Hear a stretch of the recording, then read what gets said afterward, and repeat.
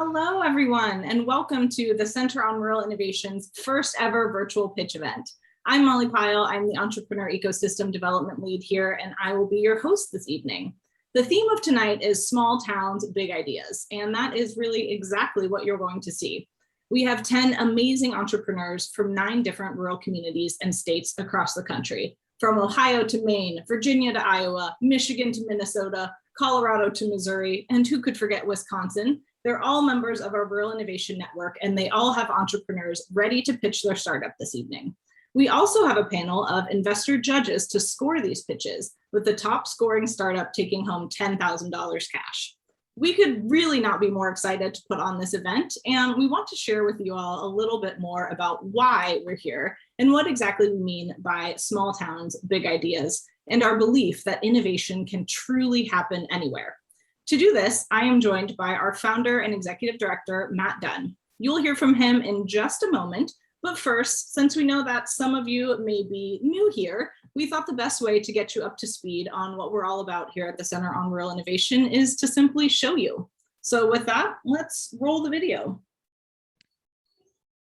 Dear America, you already know about our farms, our picturesque downtowns, our rugged mountains, and mighty rivers. We're proud of them, too. And chances are, you've heard about the tough times we've had. It's true, automation and globalization haven't been kind to us. The digital economy threatens to leave us behind, and with it, the tech jobs that should be able to happen anywhere, including here in rural America. Because you see, we are so much more than our sprawling landscapes. We are innovators, instigators, entrepreneurs, resilient, resourceful, capable of building new economic opportunities and solving problems for global markets. And we're ready to prove how 21st century technology will help our small towns and our nation as a whole thrive like never before. It will take a collective effort, but together we can shift the rural narrative. We can move beyond what could be and start focusing on what is. Rural startups, remote workers, accelerators, co-working spaces, incubators, tech employment, good paying innovation jobs tapping into our renowned grit and ingenuity. That's why we at the Center on Rural Innovation believe that innovation can happen anywhere. Working across the country with rural leaders, we know that you don't need a big population to support entrepreneurs. All it takes is a strong internet connection and communities like ours in the Rural Innovation Network, coming together to show the world what is possible when you invest in rural talent. It's our time to collaborate so that the whole of rural America can become greater than the sum of its parts, to become a force for innovation that investors and markets can no longer ignore. Because with creativity and relentless optimism, we can forge a bright and prosperous future. Sincerely, your rural neighbors.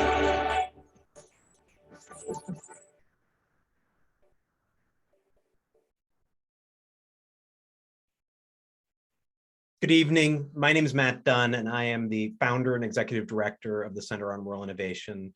And I could not be more excited about this particular event that we're having here tonight, because this is the culmination of over 4 years of work with communities across the country. We set out to create the Center on Rural Innovation to make sure that we closed the rural opportunity gap, to make sure that those who are living in rural places that had not recovered from the Great Recession in the same way had the same chance for aspirational jobs and to be able to unlock the entrepreneurial spirit that we know is throughout our country, and particularly in our small towns. Tonight, what we're doing is actually allowing those communities to bring forward their best entrepreneurs, to be able to bring forward people who have found ways to solve market problems from their smaller communities. And we are doing this type of event to both give them a platform, to give them some resources, but also to ensure that they know that they're not alone, that there are other people who are working hard at this effort, and that there are communities across the country that are changing the narrative about what's possible in rural America. But we could not have done this first event without a number of supporters. We have the sponsors of this event that stepped up for a first event, which is not an easy thing to do. That includes Rural Rise, Main Street, Venable, and Uprise Partners, who all financially contributed to making this event exciting and to make sure that there was actually a cash prize at the end to support these hardworking entrepreneurs. They're all incredibly committed to communities across the country and supporting entrepreneurs to be able to unlock their ideas. I also want to really thank our judges, Jay Bachhaus from the CORI Innovation Fund, Amy Butte, Denmark West, and Ayush Jain, and Molly will go ahead and introduce each of them. Awesome. Thank you, Matt. And I actually thought to frame this event and really understand a bit more about our judges and their funds, we could kick things off with a short conversation with them about rural tech entrepreneurship and their perspectives on investing in rural. So let us actually kick things off by having each of you introduce yourselves and what your funds focus on. And if we could begin with you, Jay, that would be fantastic. Thanks, Molly. I manage CORI's Innovation Fund, which invests in this exact type of business. So we target technology-enabled businesses in small communities, particularly within the Rural Innovation Network. And we make seed investments in those companies. And we've been at it for about 2 years and have found 8 great businesses to support and are always looking for more. Great. Thanks, Jay. And how about you, Amy? Sure. Thank you, Molly. I don't have a fund, but I am a seed investor through my own funds, as well as, if you will, instigating funds like CORI's Innovation Fund. I was one of the founders of Axion International's Seed Capital Fund, and as well as having a career on Wall Street, helping large companies raise capital. I've also been an entrepreneur in your shoes and know how important seed capital can be to keeping those ideas going. So I'm thrilled to be here and appreciate the invitation. Of course. Thank you so much for joining us. And Ayush? Hi, everyone. Great to be here. Thank you for having me. My name is Ayush. I'm an investor for Revolution's Rise of the Rest Seed Fund. By way of background, I spent several years in the medical device space, innovating with implants to treat brain aneurysms and vascular disease. Since joining Revolution, we invest in seed stage startups across the country outside of Boston, New York, and San Francisco.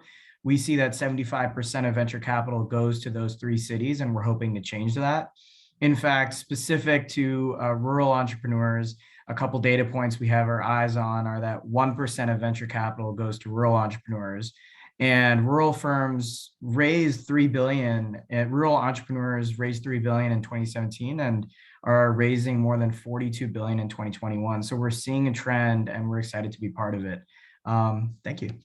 Awesome. Thank you so much coming in with the data, Ayush. We definitely appreciate it here at CORI. And you, Denmark, last but certainly not least.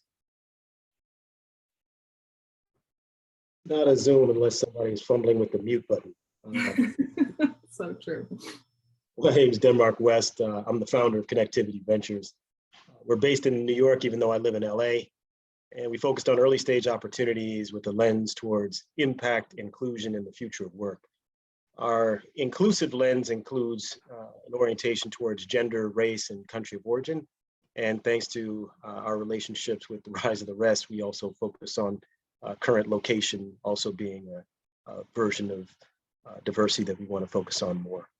We believe that talent is broadly distributed, but opportunity isn't. And so we've been focusing on democratizing access to capital for enterprising entrepreneurs. Awesome. Thank you so much, Denmark. That actually reminds me of one of my favorite quotes. William Gibson said, "The future is already here. It's just not evenly distributed." And that's very powerful. So why do you all think it is important to invest in tech startups that are based in rural communities? And we could kick it off because he did give us a good slice of data before with you, Ayush, if that's all right with you. Yeah, absolutely. I think the most important reason to invest in rural entrepreneurs is genuinely the diversity of ideas and perspectives. You know, there's a lot of important, I think, thought leadership around the fact that you know, entrepreneurs who all come from the same place with the same backgrounds and same even upbringings, you know, tend to come up with similar ideas. And our world has a lot of problems and a lot of challenges, and rural entrepreneurs who have a totally different exposure, whether it's in their life or their business, or different perspectives based on how they grew up. Those are incredibly important problem-solving, utilizational experiences for them to use as they innovate. And so, that's a big reason why we're excited to back rural entrepreneurs. Great. We're very excited that you do. Amy, you look like you're ready to unmute. Well, when I was an early student of financial services, we used to assume the S&P 500 would go up 15% per year automatically. And then we've reset that because, well, maybe not the past year or so, but that's been a reset. And what's happened is there's been more money allocated to alternative investments. So a traditional investor used to put less than 5% of their investment dollars into alternatives. That's growing to 20, 25, maybe even 30%, depending on the person. And because of that, sourcing new ideas and entrepreneurs and new businesses is even more important for alternative asset managers. And what does that mean? Finding entrepreneurs and businesses that are diverse in their thinking, just like Ayush said, is critical. I think that rural is a place that adds to that diversity. I've seen it a little bit in working with Techstars when they do their accelerators, not just domestically, but also internationally. And I think, you know, CORI is a little mini Techstars, and this is a great place to pay attention to and look for great ideas. Amy. Jay, you might have anything to add there, as you've seen so many of these great ideas across the country working on our fund. So venture capital can be hugely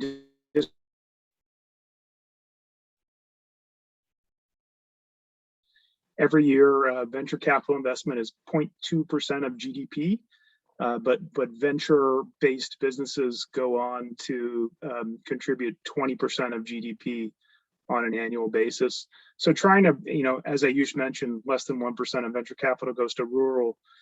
Trying to kind of focus growth driver and create opportunities in rural could be hugely impactful, and I think would go a long way in terms of promoting equity in these regions. Great, thank you, Jay. Denmark, anything to add on there? Yeah, I mean, just to dovetail on my original point, I think there's talent pretty broadly distributed, and we can talk about that among a number of different angles of approach. But the whole notion of urban, suburban versus rural being one of them, there isn't a monopoly on great entrepreneurship. There's great entrepreneurs in a lot of places. That's the first point, and you want to make sure that you're allocating dollars to great entrepreneurs. That's one. Second thing is, you want, as an investor, you want to actually support entrepreneurs who actually have not just passion, but domain expertise in particular areas of problems. And you just see different types of problems in different types of settings. You know, the types of issues that you face and the types of issues that you see in a rural setting can very frequently be very different than what you're going to see in either a suburban or an urban setting. So not only will you have the opportunity to get passion around the problem, but you also have an opportunity to get some degree of domain expertise on at least the pain points and the nature of the problem. So, you know, great entrepreneurs finding unique problems that lots of people feel is one of the primary objectives here. Absolutely. I'm glad you actually mentioned that, because I'm wondering if there is a sort of unique appeal to you all about investing in startups based in rural communities. Anything, you know, special that stands out to you that you feel, or particularly Jay, have you noticed, and Ayush, in working with rural founders, anything different there about those experiences compared to others you may work with? I love interfacing with these entrepreneurs.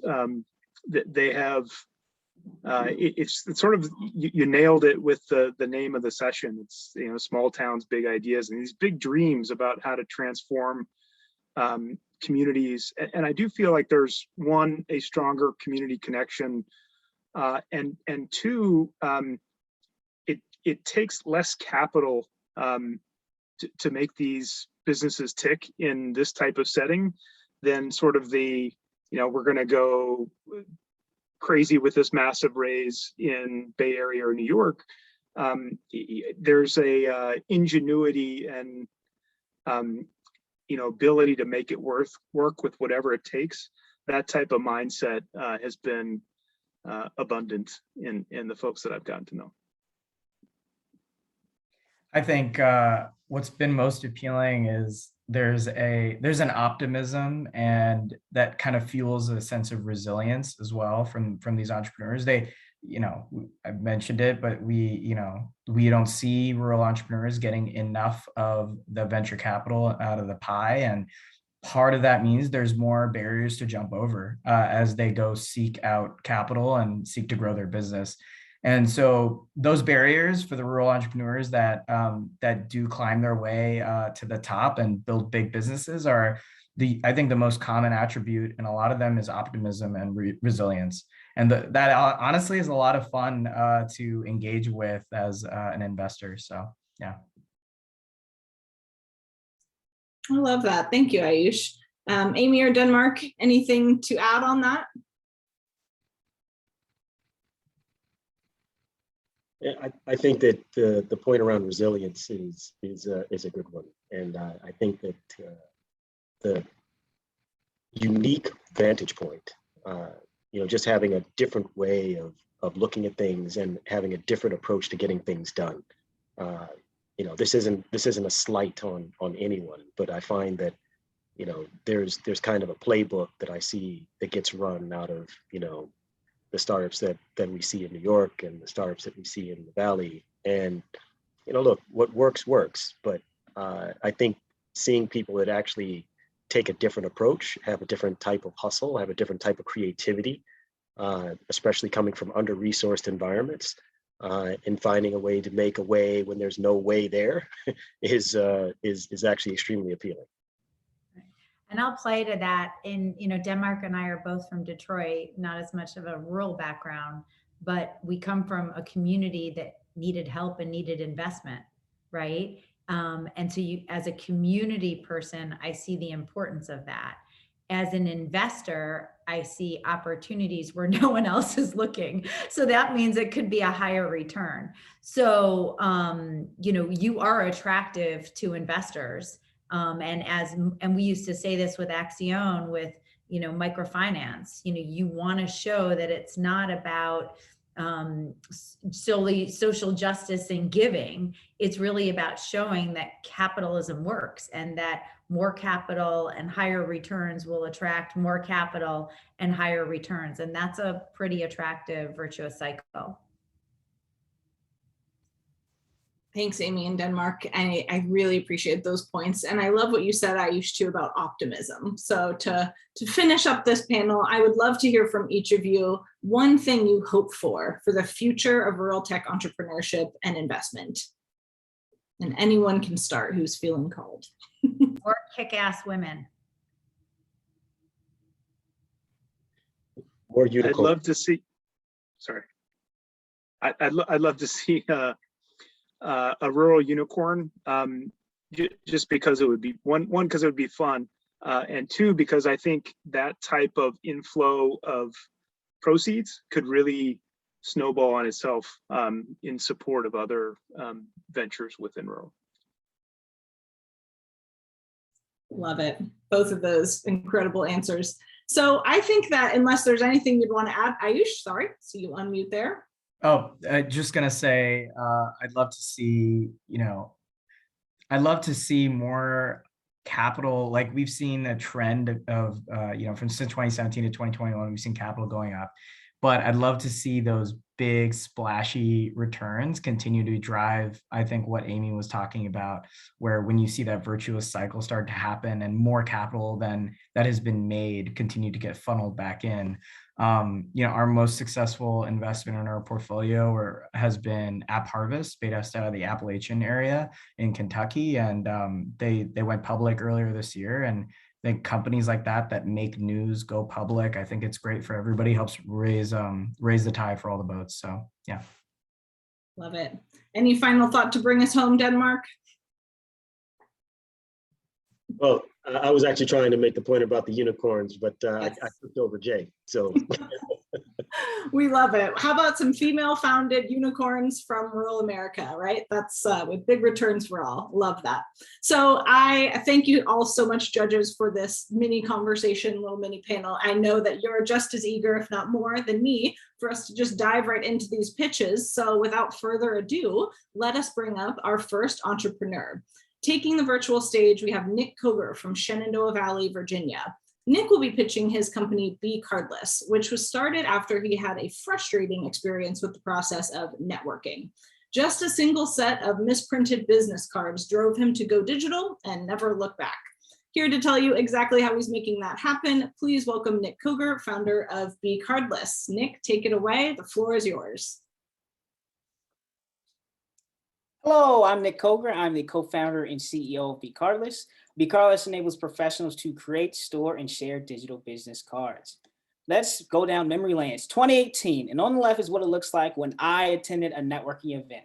It took me 3 days to design my business card. I had to order it through Vistaprint. After finally receiving the business card, I had a misprint on it. So I had to go to Staples and pay more money for the same business card that I designed. But that's not where the problems ended. After finally having these business cards with me, I had to carry them around at this networking event and hand them out. It was very frustrating, very aggravating to keep track of. On top of all of that, I received business cards. So I ended up just shoving them in my pocket or just losing them, and eventually it will be thrown away in the trash. To the right is what it looks like after using BeCardless. You simply download BeCardless, you create your business card, and then you can network with your digital card, as well as store cards in the digital wallet. So you can network on the go at a grocery store. And even if you receive business cards, you can store them all in one centralized location. Here's the value proposition. COVID-19 has changed the networking landscape. Paper business cards do not work anymore. COVID has changed the networking landscape to completely online, completely in person, or in a hybrid environment. It's wasteful. 88% of business cards will be thrown away in a week. In addition, 9.3 million square feet of paper will be thrown away in a year, which equates to about 6,000 Empire State Building. Not only is it wasteful, but it's also costly. The average person spends $194 a year on paper business cards alone. Here's the solution. Create a digital business card that travels with you wherever you go, so you don't have to go back to your card to get your paper business card. Secondly, a customizable card that can be changed in seconds. So if you get a new job title or you have a name change, you can change that information within the app. And then thirdly, allow business cards to be stored in a digital wallet. So if you get offered a business card, you can store it in one centralized location. Here's the demo. On the left is the screen as you see after you create your business card. You'll be able to customize your business card according to graphics, patterns, and color gradients. In the middle is if you're networking in a completely virtual environment like we are here. You can search the database for people according by their name. And then on the right is if you're networking in person, you can use a QR code scan feature very similar to Venmo, and you can scan someone's QR code and receive their business card and send a request that way. Our TAM is $7 billion. That's based upon 64 million professionals in the United States. We're targeting millennial professionals, and we're very animate and believe we can get 20% of our TAM. However, in this case, we'll be conservative and look forward to get 10% of our TAM, which equates to $700 million. Here's our go-to-market strategy. We are targeting millennials ages 25 to 40. They're now the largest group in the United States. Sorry, baby boomers. These people power over 61% of LinkedIn. These are people who are looking to build or strengthen their network, and they're keen to adopt new technology. We are reaching these people by securing partnerships with different technology organizations, networking events, or co-working spaces. These event organizers want to work with us because we can offer them value called impact reports. These impact reports enable event organizers to analyze metrics at their events. They can get metrics such as the total business cards added, exchanged, how they were added, or even the connection per participant. So we're providing value not only for the individuals, but also to the event organizers as well. Here's all the people we've been talking with. Out of these 7 organizations, we have a potential reach of 25,000 participants, and this is over the next year. Here's our pricing model. On the left is our free plan. With one account or one email address, you can create 1 business card. You can store 100 cards in your wallet, but you'll have limitations on searches and QR code scans. In addition, new business card backgrounds will be $2.99 per item. To the right is a premium subscription. You can create 3 business cards. So typically people have 1 day job and 1 or 2 side jobs. You can also store unlimited cards in your wallet, and then also have unlimited searches and QR code scans. And those items that are $2.99 will be free for our premium subscribers. BeCardless is currently the only application that allows you to network completely in person, completely online, or in hybrid environments, as well as customize your business card background. We're also adding features that help correct human error, so you can locate forgotten connections or even specifically search for event attendees. Here's our team. I'm Nicholas Koger, entrepreneur. I have a master's degree in digital media. I also completed Startup Shenandoah Valley. And my CTO, Alberto Alvarez, is a mid-level DevOps engineer and has 9 years of experience as a software mobile application developer. Thank you. What questions can I answer for you? Wow, Nick, incredible job. Thank you so much. And let us actually, on that note, transition right over into our panel of judges for their first question. So judges, you can take it away. What you got for Nick? Good job, Nick. So Nick, this is Amy. Just wondering how I'm guessing this is a prototype, but when you've shown it to people, what reaction are you getting from people? Are they saying, hey, I don't really use business cards anymore. I use LinkedIn. Oh, I want to use business cards. You know, what are potential users saying? It's been overwhelmingly positive. I actually used the app at a networking event yesterday, and out of all the participants, everyone was eager to download the app. A few people forgot their business cards in their car, so they actually just downloaded the app and networked with the application. Overwhelmingly and positive, from the old to the young. Everyone was very eager to use the app because it's more convenient and easier to network. Just a quick question for you. By the way, good presentation. I thought that you articulated your points well, and you showed a lot of passion, and that's critical. One of your points was that millennials drive 61% of LinkedIn. And so that kind of begs a question: are you planning to interoperate with LinkedIn? Potentially in the future, I definitely could foresee a merger. Specifically, we're gonna look at dominating the event marketplace, and that's one of the gaps that LinkedIn has not taken any created any advantages in that network. But yes, we definitely can be bought out by LinkedIn eventually. And I was wondering, just as a follow-up, you made a point around lost connections. Could you explain the scenario for how people would find lost connections with your app? Yes, absolutely. So typically what happens at events such as these, you add someone on LinkedIn, and once you get over 500 people on LinkedIn, it just has 500 plus, and most likely you will forget the person's name. LinkedIn doesn't allow you to have a history of where you're connected with people or even where you met them. So we're going to be adding a feature that details the history of who you connect with and potentially what was discussed. And does Hey, Nick. Yep. Nick, great job. Really enjoyed the presentation. Like Denmark said, the passion was awesome. Quick question on the go-to-market strategy here around events. Are you anticipating that you'll partner with these events or these organizers? People will show up at the event and they will sign up for the business card as they walk in.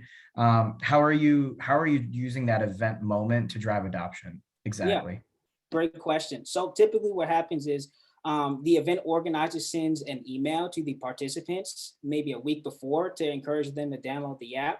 But the most success has been when I'm at the registration table. That's what we did yesterday. And once people checked into the app, checked into the event, they also downloaded the app. It takes probably about 30 seconds. They checked into the event and they were good to go. And sorry, one more quick follow-up on that. What was the utilization like at the last couple events you've done? So the first event, I had about 70% of people download the app immediately, and that's without a formal announcement. The event I had yesterday, I probably had about maybe 90 or 95% of people that were currently there who happily downloaded the event and checked in. So I don't know if there's time for one more question, but you know, I've gone to these conferences, usually those boring auditor conferences that are very informative, but not always that exciting. Yeah. And they have their own kind of contact apps, and it's in a closed environment. And I can look for people's information and I can post mine, but after it's over, I never touch that stuff again. Yes. Can I download information from your environment into my contacts, or do I have to constantly go back to your environment? How do you imagine that linkage so that I can use it going forward and I can tag this from a certain event or a certain way that I know somebody? Yeah, great question. So BeCardless is a network. You will be able to share your business card externally via a link, but you will have to maintain the application wherever you are. You can obviously download and utilize the other specific events. However, those are case by case. They're not as universal. So you might end up downloading 25 different applications, all to do the same thing. Awesome. Thank you so much, Nick. And thank you to our judges. And we will get you next time, Jay. This is a situation where we're maximizing our time, but I am very excited to move on to our next startup. Next up, we have Ian Roback, founder of Clearwater Nitrate Reduction, a startup based in Red Wing, Minnesota.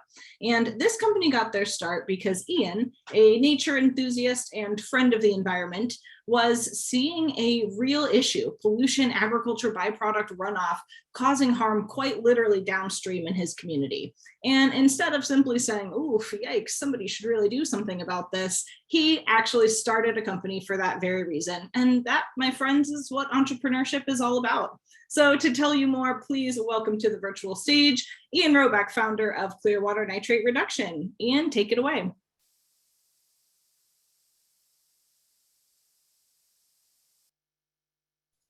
Hi, I'm Ian Roback, and I'm here to tell you about Clearwater Nitrate Reduction. At Clearwater Nitrate Reduction, we focus on the main water quality problem in America, which is nutrient pollution coming from agricultural fields. Over 120,000 Minnesota farms are polluted beyond drinking water standards. This causes a 16% increase in cancer risk, as well as $1.5 billion in healthcare costs each year. Current solutions are inefficient, costly, and have a large land footprint. Our solution is a patented two-cell constructed wetland system that runs on carbon, natural processes, and a sediment filter. Our sediment filter is able to break down sediment down to 100 microns, preventing buildup. We also prevent washouts and overflow by managing the flow rate within the system. We can deploy at the end of a tile drain as well as adjacent to drainage ditches. We can also monitor the carbon nitrate ratio over time to maintain over 70% nutrient pollution control. This takes us from polluted water to clean water. We then locate our target market by looking at areas that have the highest need for this clean water. In southern Minnesota alone, we see in the red and orange areas the largest amount of nitrate getting into surface water. Our solution deployment with partners are the Natural Resources Conservation Service, the USDA, the Soil Watershed Conservation Districts, and the DNR. We have a large potential to expand throughout the rest of the United States in the dark green and light green areas, and potential for worldwide expansion as well. Competition is largely buffer zones, bioreactors, wetland restorations, and doing nothing. Through our target market research, we've identified end users, farmers, have a large interest in income, increasing reduction, and decreasing the size of the current products. Our solution is the only solution that's able to be sold for such a low cost that we share the profits with the farmer themselves. we are able to reach 70% reduction, and we cover only a quarter acre of size. Our business model, our first product is a nutrient removal system. We work for cost share with our solution deployment partners, which is the NRCS, USDA. And we are pricing currently at $40,000 per solution project. The second stage of our business model is the sediment filter. We are planning to deploy our sediment filters and carbon refills to over 1,000 polluted Midwest counties through licensing and direct deployment on our competitors' products. We can also leverage the carbon offset market. So in the future, we'll be able to leverage the global demand for voluntary credits, which is steadily increasing and even exponentially increasing over time. We've already received letters of interest from current sales firms for carbon credits. For our next steps, we are planning 150 site surveys at a cost of $200 each to us. We are planning to close and deploy our 4 pilots for this year. We are building relationships in southern Minnesota. In 2021, we are projecting 110,000 in pilot sales. We've already received 70,000 in funding, and we'll be reinvesting 27,500 back into our sales pipeline. In 2022, we're projecting 1.2 million in sales with 200,000 reinvested, US expansion, and then hiring our staff full-time. This will also launch our emissions offsets. We're asking for $10,000 in CORI funding to fund our site surveys. For every $10,000 funded, we expect to deploy at least one solution for $40,000. Our team is made up of myself. I am a St. Olaf graduate with a degree in environmental studies and data science. I researched and patented both the system and the sediment filter. My technical experts are Amy, Varun, and Kenny with a background in civil engineering, a PhD in environmental engineering, and 3 patents in mechanical engineering. And we're working with a startup and launch commercialization expert with over 20 years of business development expertise to ensure our success. Thank you, and I look forward to your questions. Awesome. Thank you so much, Ian. I will pass it to our judges now for their questions. Hey, Ian, thank you so much. Fascinating. And I don't think, 5 minutes does you justice. I think there's probably a lot here that we'd all love to learn more about. But to kick us off, I'd like to hear a little bit about your perspective on the data required to win a customer.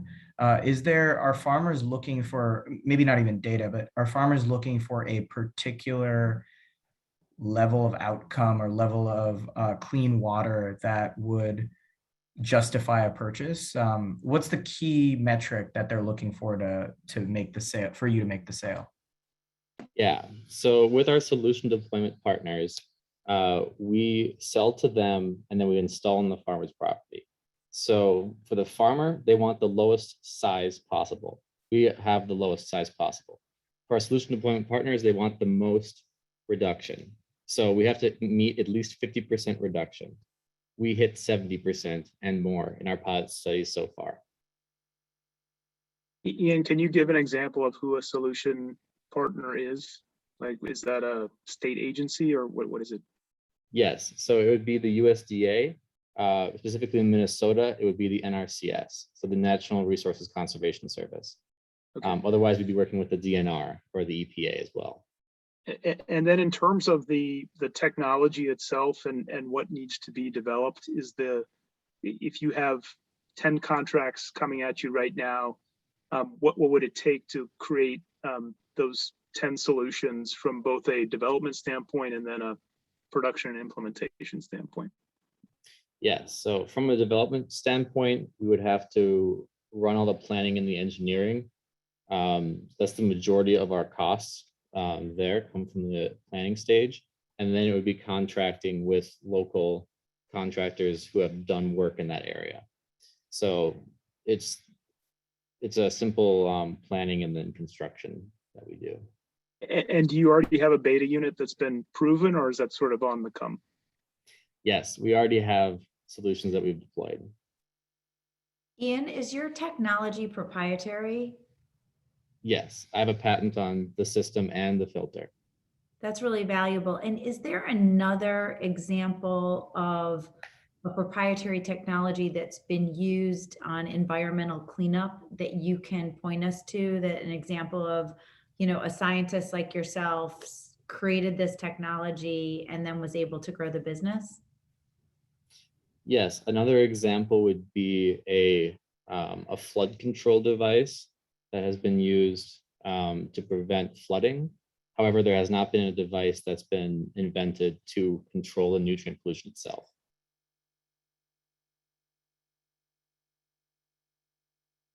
And does the flooding control business, has that grown? Does that have a large, revenue base? Or is that still nascent?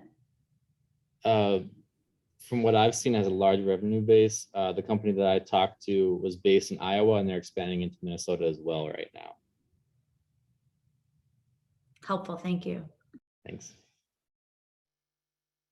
All right, thank you so much, Ian. That concludes our questions and our 3 minutes of questions.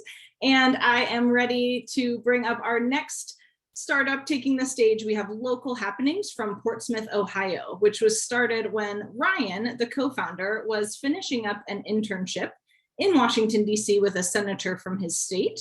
And his co-founder, Audrey, was doing marketing work for the entity that sponsored his trip, College to Congress.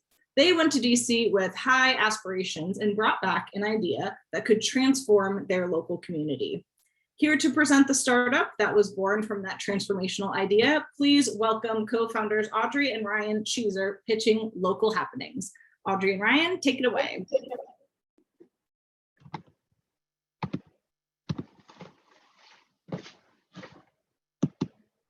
People from rural communities will understand this best, but I cannot tell you how many times I've been on my way to a sporting event and my dad or my mom are calling me because they can't find the field location. Local Happenings is a digital community event platform supporting local athletic events and more. No one else is doing as much as we are here on the local level. My name is Audrey Cheeser, and this is my husband, Ryan. In 2019, we started Local Happenings when we were attending Shawnee State University. Since then, we have graduated with our degrees, started Appalachian Marketing and Media to help other rural businesses, and Ryan is an intelligence specialist for the United States Navy, specializing in information warfare and data analysis. Here are a list of our key advisors. Big tech does not efficiently serve local rural communities or the people that live here. Rural communities and school systems often suffer from an incomplete information sharing infrastructure. Take a look at this picture here below. You can see a baseball field, but you don't see any school around. And this is the case in a lot of rural communities. And you may find that you get to a field location and you're at the wrong one, and now you don't have service. You have to backtrack, and hopefully you can get a hold of somebody. And for families that plan their lives around their children's sporting schedules, this is a huge problem. So there is no comprehensive and local solution. Big tech leaves smaller, non-metro communities underserved. Traditional media and rural communities can't or won't integrate and transform on their own to solve this problem. Local Happenings is that solution. We accelerate digital transformation in partnership with local traditional media through a mobile integrated app platform serving local communities. And we have started this by creating a minimum viable product, which is our mobile application for high school athletic events and digital ads, featuring things such as our Google Maps API that will take you directly to your field or court location. You know, we are not big tech. We're the boots on the ground talking to these community members day in and day out. And with a little over 2,600 users, we are well on our way to solving this issue. If you take a look at our digital landscape from left to right, this is a screen capture of our mobile application. We house the digital schedules, interactive schedules that allow you to interact and to go to the events, as well as other events and promotions. As a platform business, Local Happening strives to provide the space for clients to promote their interests within our digital landscape. Our current advertising model consists of athletic schedules and mobile application advertisements. And our expansion model includes inter-organizational advertisement sales. We're currently partnered with the local radio, and we've been discussing a revenue sharing model where they'll sell ads for us on our platform. Partnering with local radio benefits both them and local happenings because the radio needs future proofing and local happenings needs exposure and connections. If you look at the trend from 2019 to 2020, you'll see radio ads, ad sales have decreased by 24% and digital advertising as a whole has increased by 12%. 56% of advertising small businesses spend more on digital advertising, and that number is going to keep growing. On the other hand, local radio stations are highly connected to the pulse of their community and often broadcast football games live, and you can also listen to that on our app. So since creation, we began development of the mobile application. In 2020, we launched a temporary website to assist local businesses whenever the restaurants were shutting down. That was our target client to help out. And currently our app is on the app stores live with these listed features. And our future roadmap consists of creation of new features, UI UX development, the development of digital coupons and ticket sales, as well as hiring staff. Our target market for user base early adoption includes families with school-aged children and anyone interested in high school athletics. We do this by partnering with local traditional media, developing a local user base, developing digital coupons to show ROI for digital ads for businesses, as well as integrating with the local high school athletic schedules. Local happenings will transform the ad sales in underserved communities by capturing part of the growing digital ad market. The total addressable market is approximately 20,000 incorporated places in the United States. Our serviceable obtainable market is around 200 communities or 1%, with a market valuation of about $81,000 in ad revenue per community. And that's based on our current strategy. That does not include future goals. Our competitors are mostly digital ad mediums, high school athletic ticketing systems, and events platforms. Our competitors build passive systems that require users to jump on and submit information. And all of these mediums focus on a single channel, while Local Happenings focuses to be the best integrated option. Our total cost structure right now consists of 2 employees hosting monthly, our hosting, API development, and app development, as well as marketing. And we assess that we'll be profitable if we develop into 5 communities. With future investment, we intend to hire staff, improve the UI UX, as well as developing new features. Thank you for your time, and I'll take any questions at this time.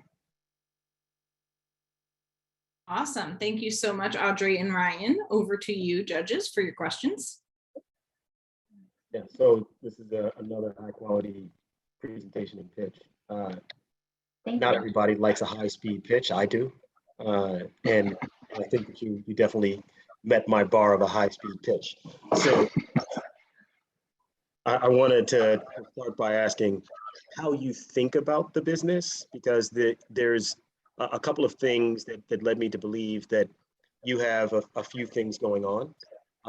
One is that you have this kind of local events platform where you're helping to make the information clear about where things are happening, how things are happening. That's one piece. The second piece is that you've got this sort of digital ad platform that you're kind of building, or you're helping to bring sort of traditional media into a digital media age. And then the third thing is that you're actually building your own digital media platform. And so it sounds like you're actually going to be allowing for some of the events that people find to be streamed through your app. Did I at least get those 3 things right? Yes, sir. So currently I want to make clear that Local Happenings is much bigger than just athletics, but athletics are our minimum viable product. So that's what's going to guarantee our entry into a community. We could be copy and pasted into any rural community, any big city, and have different results. But our overall goal is the sharing of information, specifically with events and incorporating with entities like local radio, the Chamber of Commerce. We've partnered with several entities, and we're focusing on being able to be their tool for success rather than recreating what they're doing. So in that respect, the reason why I wanted to make sure I got the areas of focus right is because my concern is when I looked at where you're sort of spending money for sort of team and building out your business, it seemed like it was a little bit light relative to the goals that you have. And I just wanted to make sure that I understood how you're thinking about, sort of going after those 3 spaces. Because usually, there are organizations that just do one of those things and they spend a lot of time and money going after that one thing. Yeah, and that's why the integrations we're building are looking to partner with those organizations rather than redoing what they're already doing. Well, I don't need to do what the Chamber of Commerce is doing. I just need to give them an app to use, and that's our goal. Got it. And just one last thing. I feel like, sorry, Amy, I'll keep it quick. I feel like one of the things that's particularly interesting is that if you can get this sort of integration between the information that people provide and the opportunity to sort of digitally stream, that sort of one-stop shop is something that could be very valuable because you sort of shorten the distance between the information that people are looking for and the experience that they're hoping to have. So I just wanted to leave you with that. Yes, sir. Thank you. Ayush, Yeah, I'd love to. But did you have one or? Okay. So yeah, am I coming through already?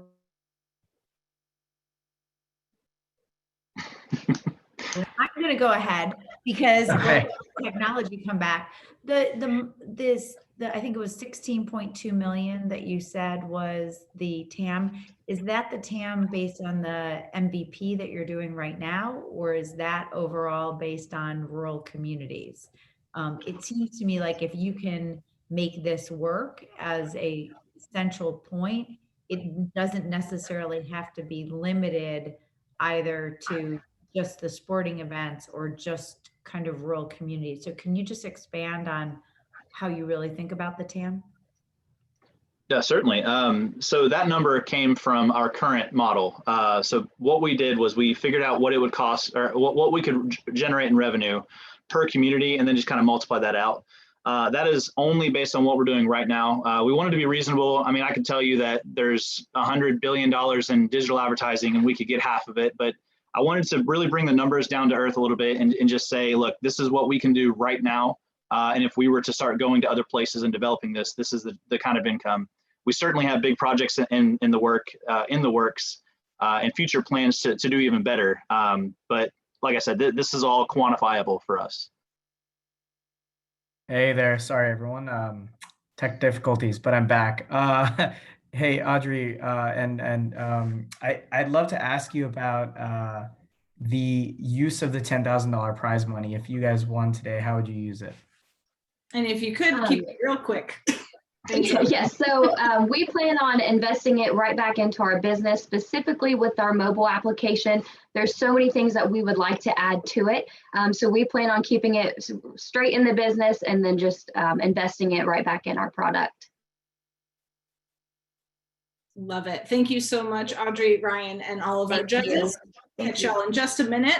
We've got another startup to bring up to the stage. So I am excited to introduce you all to Kall Morris from Marquette, Michigan. And a fun fact this team shared with me is that actually each of the 3 co-founders have presented projects through NASA platforms, with 2 of them even occurring on the same day, but in different states.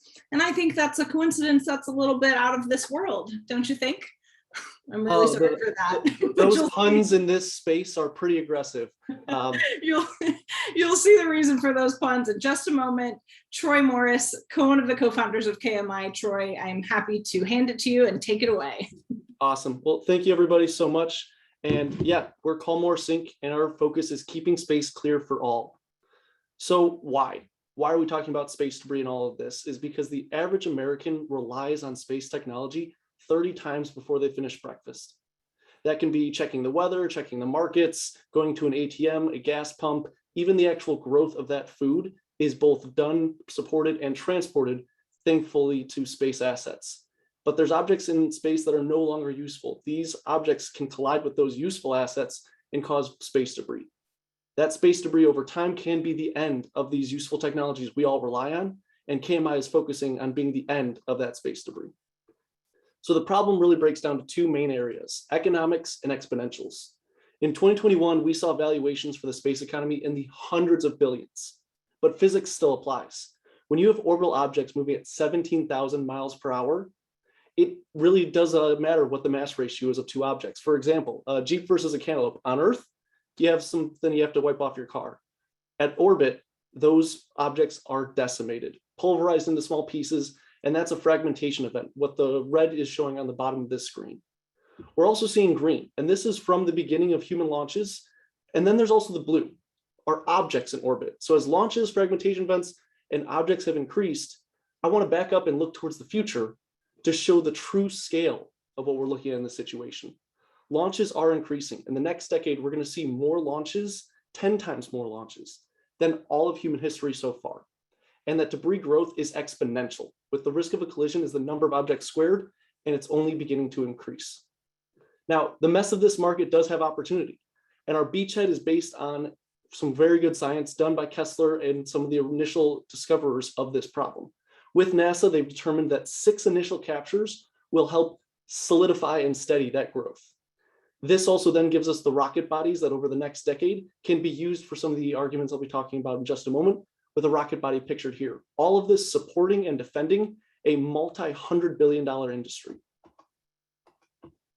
Now the solution is efficient, and that's really the name of the game here. It's a flight-proven, components off the shelf bus and systems that will be presenting our payload into orbit. That'll be using Reach, which we'll be seeing in just a moment here, and Tumble-Eye, a proprietary system that we developed to solve some of that multi-axis tumble in space. But I also want to talk a little bit about the competitors. There are other groups in this market around the world. Astroscale Japan is doing some great work. They've actually got a demonstration mission up in orbit, but their mission is looking at multiple launches to capture a single piece of debris. ClearSpace of Switzerland is looking to do a single capture, but at a very high cost point. Additionally, these solutions are either very niche or require a docking plate, while our solution by necessity understands we need to work with legacy assets. So here is a demonstration on a air-bearing table showing in a simulated environment how our system would be able to grab onto solar panels, for example. Basically the equivalent of sticking your hand to the side of a piece of glass and moving it around. So this allows us the non-destructive capture of objects in orbit, whether they're prepared for our capture or not when they originally launched. The business model is 2 main halves. The first is a traditional expectation. I'll pay by the ton if they can remove debris, a Space Force general said. Emergency removal, where we detect an object, make a contract, retrieve it, and keep things from getting worse. But there's more. There's debris repurposing, component reuse, material recycling. And Major General Burt said, absolutely, there's a business case for debris removal. These customers and potential customers include NASA, United States Space Force, who just last week announced their orbital prime specifically focused on this issue, reinsurance, operators, and repurposing, my favorite category, and where we put a lot of our work and effort into for the LOIs that we've established. The team is more than just myself. We all met back in college. Adam and Austin were freshman roommates, and they started from playing space games, Kerbal Space Program, writing Tarkovsky experiments, and then we went out in the world. And we saw that the world doesn't get better if you just sit back and wait for someone else. And we wanted to get involved in both space and in this specific area. We want to be part of the solution for tomorrow. And we found Will, Bilal, and Liza to join us. We founded almost 2 years ago, coming up later next week, and we have experiences ranging across the board. Our collaborators include both international groups, local funds that have led us in our pre-fund raise we did this summer, and other groups and customers throughout. So I want to show you a picture of our home, Marquette, Michigan, there in the UP. Thank you for your time, and open up for any questions. Thank you so much. Awesome, Troy. Thank you. Love any solution that can help us live long and prosper. So judges, any questions from y'all? Turning it over. Troy, can you talk a little bit about your IP patent portfolio? And then also, once you capture debris, how do you get it back down on the ground? Yeah, so the IP exists in those 2 main pieces to try and show in a short 5 minutes here. Reach, which is that demo that you saw on the table there, is a patent pending technology. We have the exclusive license agreement for that. It was originally developed by DARPA, JPL, and University of Southern California. And then there's the proprietary AI regression formula that we developed. That was actually one of our co-founders' thesis. And the proof of concept is kept as a internal secret document, because once you patent an algorithm, it's out there. And then what was the second half of your question? Oh, the capture. Once you capture a piece of debris, like a rocket body that I was showing in the example here, you can then move it to a station, and components can be taken off in an OSAM, on orbit servicing, assembly, and maintenance mission. These are being developed by NASA right now. We've seen the mission extension vehicle. So it's an approaching economy that we are excited to be the tip of the spear for and capture these very difficult and dangerous components. So Troy, just wanted to say another great presentation. This is one of these areas that I have a particular interest in. The movie Gravity with the scene where the orbital gets hit is actually one of my favorite scenes in sci-fi. But you know, I'm curious if you're willing to, and if you're able to, I'd love to hear more about the relationship that you have with NASA, and if you are already sort of in talks around some of these potential relationships with both our government and our military around some of these opportunities. Yes, the military is more recent with a call earlier today with the Space Force, which I'm proud to say we are barely older than them, so that'll be fun forever. And then with NASA, we actually are in ongoing communications with Marshall Space Flight Center. I was invited down there 2 weeks ago to give a presentation to their OSAM workshop, which collected all of the NASA private, administrative, academic, and military representatives to talk about this in-orbit assembly. So I presented there, and that's led to where we're going to be doing some, hopefully, ground-based testing before going to the ISS for in-orbit testing. So if everything goes perfectly or the way that you planned, when do you start generating revenue? Or if you look 5 years out, how much revenue are you making? And where do you think it's coming from? Yep. So those are two different answers. Revenue is already incoming. Some of that is not from capturing debris. That's a little bit harder. But the orbital analysis that we're doing and partnering with other companies, NanoRex is one of the groups that I can talk about publicly. It has been providing income already for the organization. In about 5 years, that's where we'd already have the launch of our initial spacecraft. And that is where you'd be seeing returns that could be in the 16 to 50 million, depending on everything going perfect, launches going on time, a number of factors, and also the international agreements for capture. If it's just US targets, it's a little bit on the low end. If everyone played Kumbaya, there's some fun opportunities out there. So I'm sorry, I'm confused, and I'm not as knowledgeable as Denmark is clearly in this area, but is your business model to license the technology to people that already have the rockets, or is your business model to build the rocket and capture it yourself? So these rockets, these objects are already in orbit, many of them launching back in the 60s. But capture, yeah. So our mission would be to build that spacecraft, go and capture these debris objects, and then be able to use them for other uses in space. So we're not. I think what Amy's asking though is would you expect to fund that 100% yourself, or is that sort of a NASA project that you plug into? Gotcha. Thank you for clarifying, Jay. So it would be NASA, as well as what the Space Force is talking about now for their orbital prime, would be something that would be a StratFi or a SBIR or SITR program that they already have established funding for. But in a dream, perfect, everything goes right, we would build the craft, ride on someone's rocket, and operate in space ourselves. Love it. Thank you so much, Troy and judges, for those questions. We have got to keep on going for our next startup here. We have Stacy Jacks, founder of Trinity Sound Technologies from Platteville, Wisconsin. So in 2018, during her product system test at the Sheriff's Department, local news covered the story. It got picked up by Associated Press, and they received international viral coverage of their story of a teacher creating a solution to active shooters in schools. The company was featured in Google News United Kingdom and received an invitation to meet with the previous Speaker of the House. I am very proud to bring up Stacy Jacks, founder of Trinity Sound Technologies, now to the stage to tell you more. Stacy, take it away. Hello, and thank you so much. I'm so thrilled and honored to be included in this. What an impressive group of people between the judges and these companies. So thank you so much for that. I'd like to introduce you to our gunshot detection system. So my name is Stacy Jacks. I'm the founder and CEO of Trinity Sound Technologies. As a previous teacher, I was frustrated by the lack of information available during an active shooter incident, particularly because I taught at a rural school.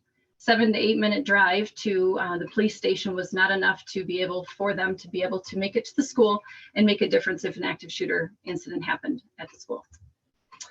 Out of 312 days so far this year, we've already reported 593 mass shootings. That's almost 2 a day. People are not prepared to respond and lack information about the incident. Once the 911 calls actually start to come into the dispatch centers, officers are further challenged by sorting through this information versus what they experience on scene, and this is all under tremendous duress.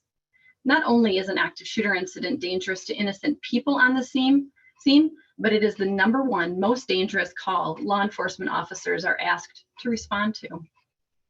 People need information, instant information. As a teacher, I was frustrated by this, and so I teamed up with brilliant engineers to create a solution.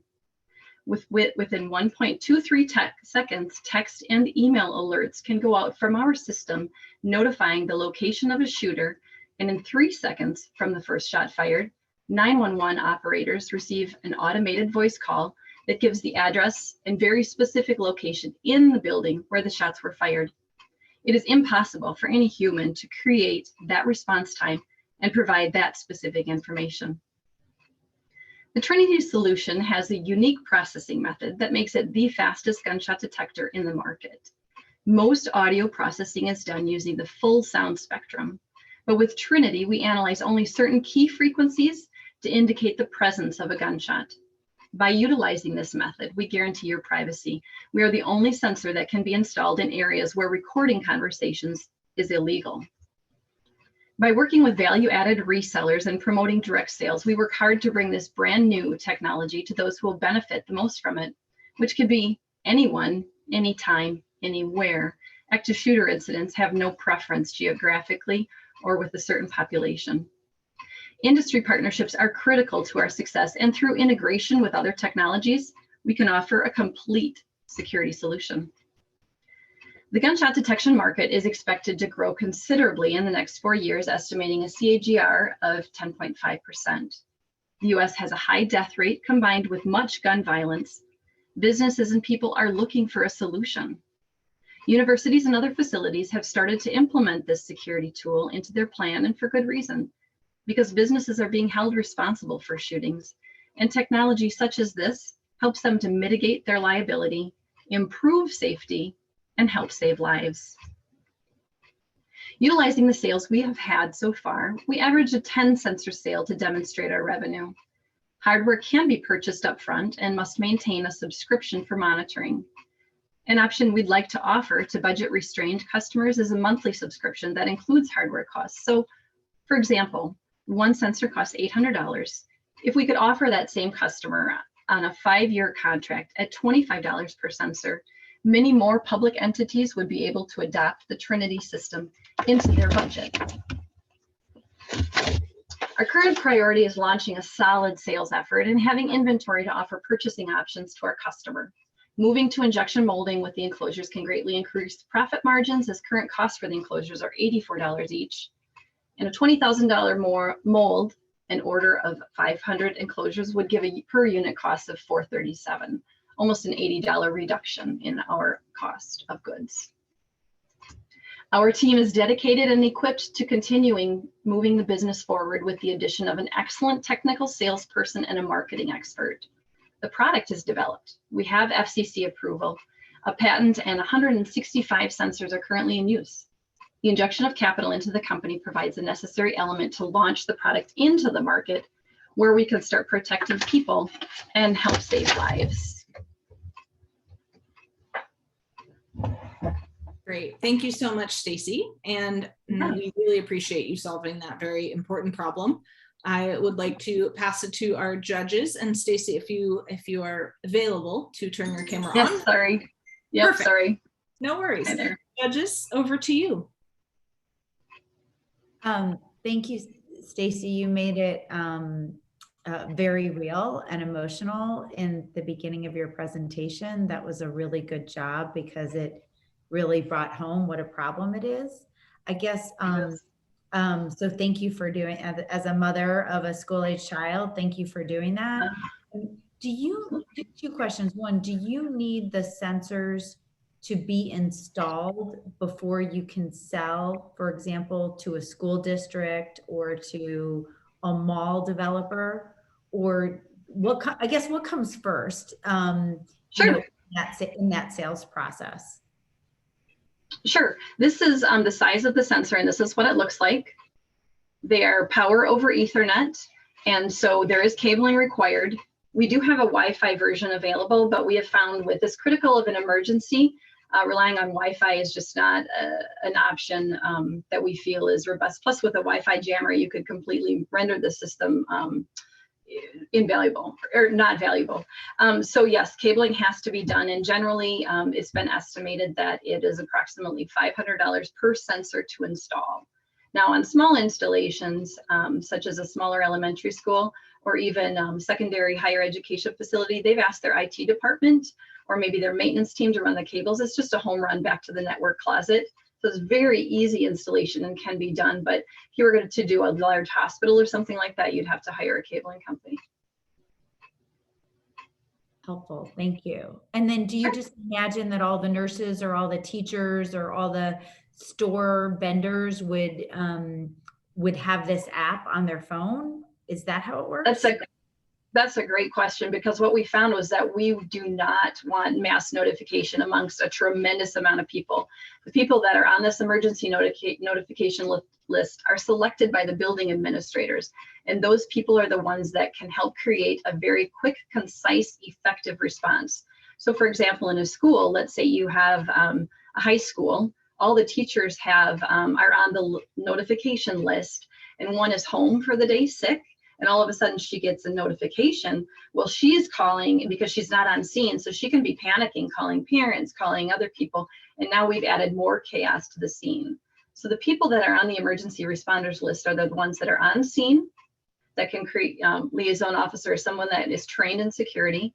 We want office administrators that are in the building that can maybe secure other parts of the building, take remote efforts to lock doors, based on what they understand about the system. And then of course, law enforcement have to get there right away. So the way we notify the people in the building would be through integration, and that would be announcement over the PA. We could do digital signage where all of a sudden all the computers or the screens are populated with our map that show exactly where the shots fired. So they'll rely on information supplied to the building, but we do not want a lot of people on that.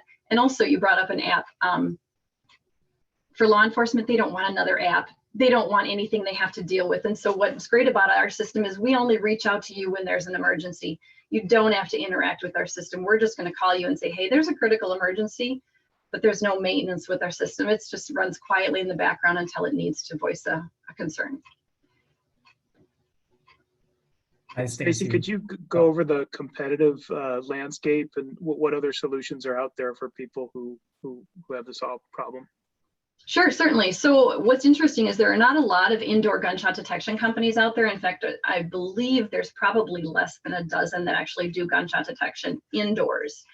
And one has had a recent acquisition that was Shooter Detection System, which was originally developed by DARPA and for an outdoor technology. And then they moved it, put it inside. They got acquired by alarm.com. But there's about 6 other ones that have a presence in the market besides us.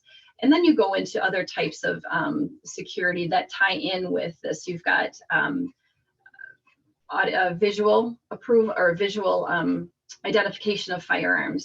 You'll have metal detectors. You'll have other types of panic buttons and things like that. And what's great about all of those things is that they can integrate with our solution. So an active shooter incident is a multifaceted problem that requires multiple layers of solution. So all of those things are necessary and they play a role depending upon your building. Like a bar would have different needs than a VA hospital.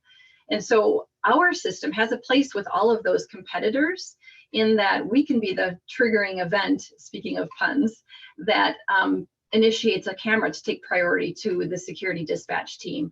Or maybe we can lock a door on a perimeter that we know is secure. So there are competitors, but thankfully through partnerships, we can kind of help them do their job better while also being included in the only automated way to report an active shooter incident. Everything else is human initiated and takes someone to have to go look at a video camera or go lock a door. Ours is completely automated. Does that answer your question? Hi, Stacey. Love what you're building. I had a question around the go-to-market strategy here, and just knowing that schools do have tight budgets, like you mentioned earlier, Are there military applications for, given just the technology that you have of detecting gunshots? Are there other customer types? You mentioned hospitals that might have more potential upfront funding to be able to pay for something like this, then that allows you to fuel the company to eventually serve schools more broadly, or Absolutely. How are you thinking about that? Yeah. That was one of our first pivots. And that's what I've loved about this entrepreneurial journey, because your intention rarely ends up being the result. So because, schools are in my heart, that was where I thought it would be, but such a long sales cycle and such budget restraints that I think the model, if we had inventory to do kind of like a subscription base for them, would work best. But we've pivoted right now because there's so many other industries that have an active shooter incident. Manufacturing is on our doing a dual prong approach with manufacturing and focusing on tourism industry. Manufacturing has had a lot of incidents. They're usually a multi-building facility, just like the VTA out in San Francisco. So had that alarm been able to alarm everyone in both buildings, results would have been different. So they have a need there. And then with tourism, those are a location of choice, and they're very, they want to protect their reputation. And so to put that out on their sign that, hey, we're protected, it's going to act as a deterrent. It will tell the customers that they take them safety seriously. Again, multi-building facilities, and they would have a little bit more available funds to shorten that sales cycle and purchase, even if it's just a small section of their building, maybe reservations and security area or employee entrance, adopting it in sections. The system can be easily added to it to allow for budget restraints. Thank you so much, Stacy. Sorry, that is all our time, but hopefully Denmark can ask his question later on with you. We are actually going to transition to a short break. So thank you again, Stacy and our judges, and we'll meet back here for all of you at 10 minutes till the hour. So really just 4 or 5 minute break, but whatever the hour is in your part of the world, 10 till is when we'll come back. So if you need to grab some water, just take a moment, take a breather. We will catch you back here in just 4 minutes or so, and we will give you a little bit of viewing. We may have to cut it short as well, but we want to show you a video about one of our Rural Innovation Network communities, which is actually home to the startup you're going to see pitch first after the break, Waterville, Maine. So we can roll that as well, and we'll see you all here. Waterville has so many possibilities. There has been so much happening over the last few years in terms of a very focused investment in the downtown area with Colby College here, and then the supporting players, folks like Thomas and Kennebec Valley Community College and the hospitals, has created this unique opportunity that all things seem possible. Nestled along a scenic river in Maine, Waterville is the classic New England town. Not surprising, though. Over the past 2 decades, the mill and manufacturing industry that once was a source of jobs in Waterville is in demise. But after a 20% population decline and a loss of over 1,000 jobs throughout rural Maine, a shift is happening. Today, tech firms are leading a cultural, economic, and digital comeback with over 100 new jobs and nearly 6% population growth in just 8 years. BRICS was launched in 2018 in so many ways as an offshoot of strategic initiatives with regards to recruiting tech and innovation into the downtown. The entrepreneur and owner of BRICS Co-working and Innovation Space, RJ, we had been working closely on some other projects. We had both wanted to see co-working or an innovation space in Waterville. It just didn't exist. I think one of the big things was there was stuff already happening in town, obviously. There's Colby College that does some great things. There's Thomas College, some other colleges. There's Garvin, the Central Maine Growth Council. But they're kind of their own silos, right? They all kind of operate on their own. And what we really wanted the space to be was that integration point, kind of bringing everybody together, these different demographics, these different companies. And that's where it really started. It was very much a proof of concept, and then us programming and layering in entrepreneurial activities to the point where BRICS Co-working and Innovation Space really hitting its stride, hitting its profitability in under that 3-year mark.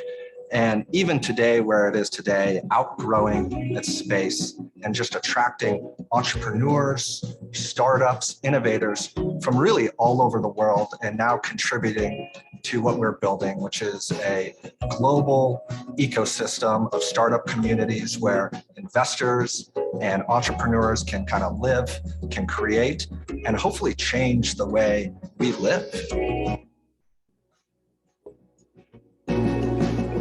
In 2020, 3 grants from the EDA were awarded for Maine's small business innovation, totaling over $1.4 million. While innovation comes from those who dream it, those dreams become reality with incredible funding and investments that breathe life into rural communities like Waterville.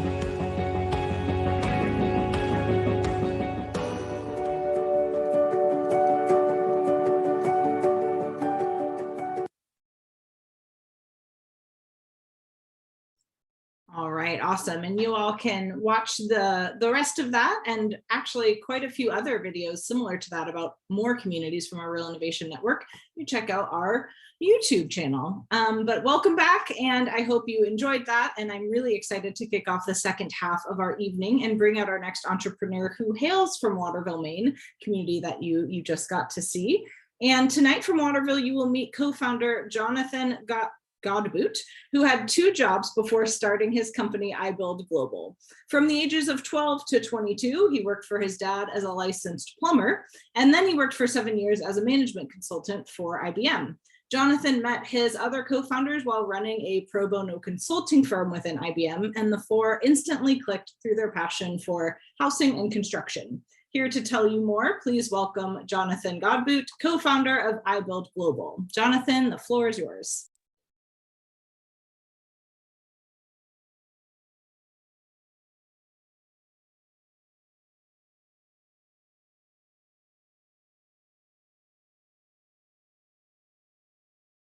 And Jonathan, you might be on mute.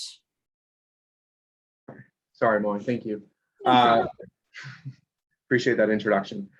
So at iBuild, we are a mobile and web platform focused on eradicating fraud and diversion across the housing value chain by connecting finance and technical support services directly to the homeowner on a mobile platform with transparency.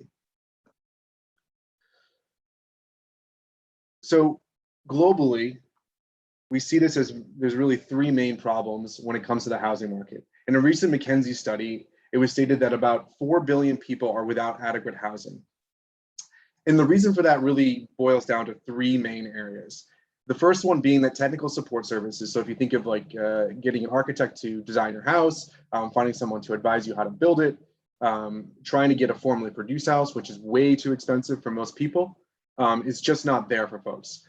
From a housing finance perspective, there is little to no housing finance existing for adults in the emerging market economy. Roughly only 7% of adults globally have access to formal housing finance to build a house. Right now, you have to resort to savings and incremental building, or to a microloan that often at times will have a 20 to 30% interest rate. And on top of this, there's very few institutions that go and validate contractor quality, so that a homeowner knows when they're building what the quality is they're going to get, other than through word of mouth from their fellow neighbors. So to address this, we created a web and mobile platform where we could allow the different actors that play in the housing space to interact through our platform by providing a means to do various items. So as an example, we have a funder, maybe we have a government program manager providing a subsidy, we have a supplier, we have workers that want to get hired by a contractor developer, and we create these little customized modules that all connect on a mobile and web platform, and then tie in the finance. So if a financial institution or a government wants to provide funds, they can provide it, a homeowner can directly access them through our mobile application and then use them to pay a contractor, pay a supplier in their local market, or for that contractor then pay a worker. And so that's all into one ecosystem. And at the end of the day, the financier gets traceability into what is happening. Largely right now, one of the large problems that's going on as it relates to housing finance globally, in a recent McKinsey report, it was stated that of every dollar that's spent on housing, only 55 cents can be accounted for. For every dollar, only 55 cents. So there's a massive diversion and fraud problem going on. And it's really where we focus ourselves at iBuild and solving. And so some of the key features we provide to do this are: 1, project management. So this is actual screenshots of our live app, tracking with messages, certifying checklists, things, what's happening, what's the quotes the contractor's getting, what's the progress, both on developments and on individual homes. We provide payment traceability. So as work is being completed and if a funder is doing a disbursement to a homeowner to pay for construction, they actually get to see geotagged photos tied to the amount of the disbursement and verify it before releasing the funds to the customer and into the contractor. So it's a way to create a trust and transparency and make sure that there's no diversion of funds that may go away from the actual intended construction activity and de-risk the loan itself, enabling microfinancers to actually move into a micro housing finance products that allow them to fund items they wouldn't otherwise be able to fund at lower interest rates that may be what would be a quasi-secured loan. Supply orders and material orders. So we also enable local mom and pop stores to come on our platform and interact as a marketplace. So this is important because there's no sort of main big box stores in most emerging market economies where our end users like to build. And there's a big trust factor about understanding what's the quality of materials, who sells what, where can I find them? You may have to go to different places. So this has always been key for our end users. And then from a quality control perspective, we've worked really hard with engineering firms such as Miyamoto International, who does a lot of disaster engineering response work, about developing checklists so that architects and engineers on our platforms can use it to be hired on an as needed gig basis to then go verify construction quality or look at how a house might need to be improved and then document it for any funders that may be providing subsidies or loans for housing construction projects. Looking at this market, in a recent McKinsey report, it was stated that we need roughly $650 billion to close the housing gap for the 4 billion people across the world with inadequate housing. Of those 4 billion, we know that there's 940 million that have access to smartphones. Typically, there's at least one person in each household. And there's about 110 million construction workers to access. And so this is where we try to focus this market and economy, is really thinking about this and how can we get a little sliver of the slice and how can we enable the transfer of funds from institutions to make sure they're effectively implemented to result in housing for those who need it most. How do we make money? So we do it in two main ways. One way is we charge licensing fees. So for entities like financial institutions and banks, we charge on a per house basis for monitoring construction. That, depending on the complexity of what they're looking to do, that can range from $5 to $20 per house. To as low as $1 in some markets, depending on the volume. And then we take about 0.5% of any transaction that happens between users on our platform. So if a contractor is using our platform to pay one of their construction workers, or if a homeowner is looking to buy some materials from a supplier, or if the homeowner is paying a contractor, we take 0.5% of all those funds that transfer through our e-wallet. And we localize our e-wallet for the different payment infrastructures in the different markets where we operate. We did start in Kenya, where we have about 50,000 users, but now we've signed contracts with two major entities, Habitat for Humanity in India, where they're managing a 1 million unit per year program starting in 2022, working with the Indian government, and SHF, a microfinance entity in Mexico, where we're looking to expand in the next year. Now, for us, our customer acquisition strategy has largely focused on what we call a pull model. Who can we bring in and sign partnerships with that will bring users to us? Knowing that it's really costly from a marketing perspective to make a huge push to get folks on the platform, and a lot of our users, because of their low income, typically don't have the capital ready and available to build, we focus on finding partners that can bring either subsidy or financing in that our end users can access and pull our network together to enable the capital to flow. Now, as it relates to our competitive landscape, we kind of see ourselves as unique in the space. There's not really what we could think of as a direct equivalent, but there are sort of adjacent players, and we see ourselves as the amalgamation of that. So when you think about construction management software, there's a lot of players like Procore and PlanGrid, and from a planning and hiring contractors, you have things like HomeAdvisor, House, Homey. And what we try to do is take this construction management and this hiring and planning contractors, simplify that process down, create it so it's got the context of the emerging market countries that we work in, and then wrap in the financing so that our end users are getting access to capital in addition to the tools to be able to manage that housing construction itself. Based on our projections, we are estimated to have about 200,000 worth of revenue this year.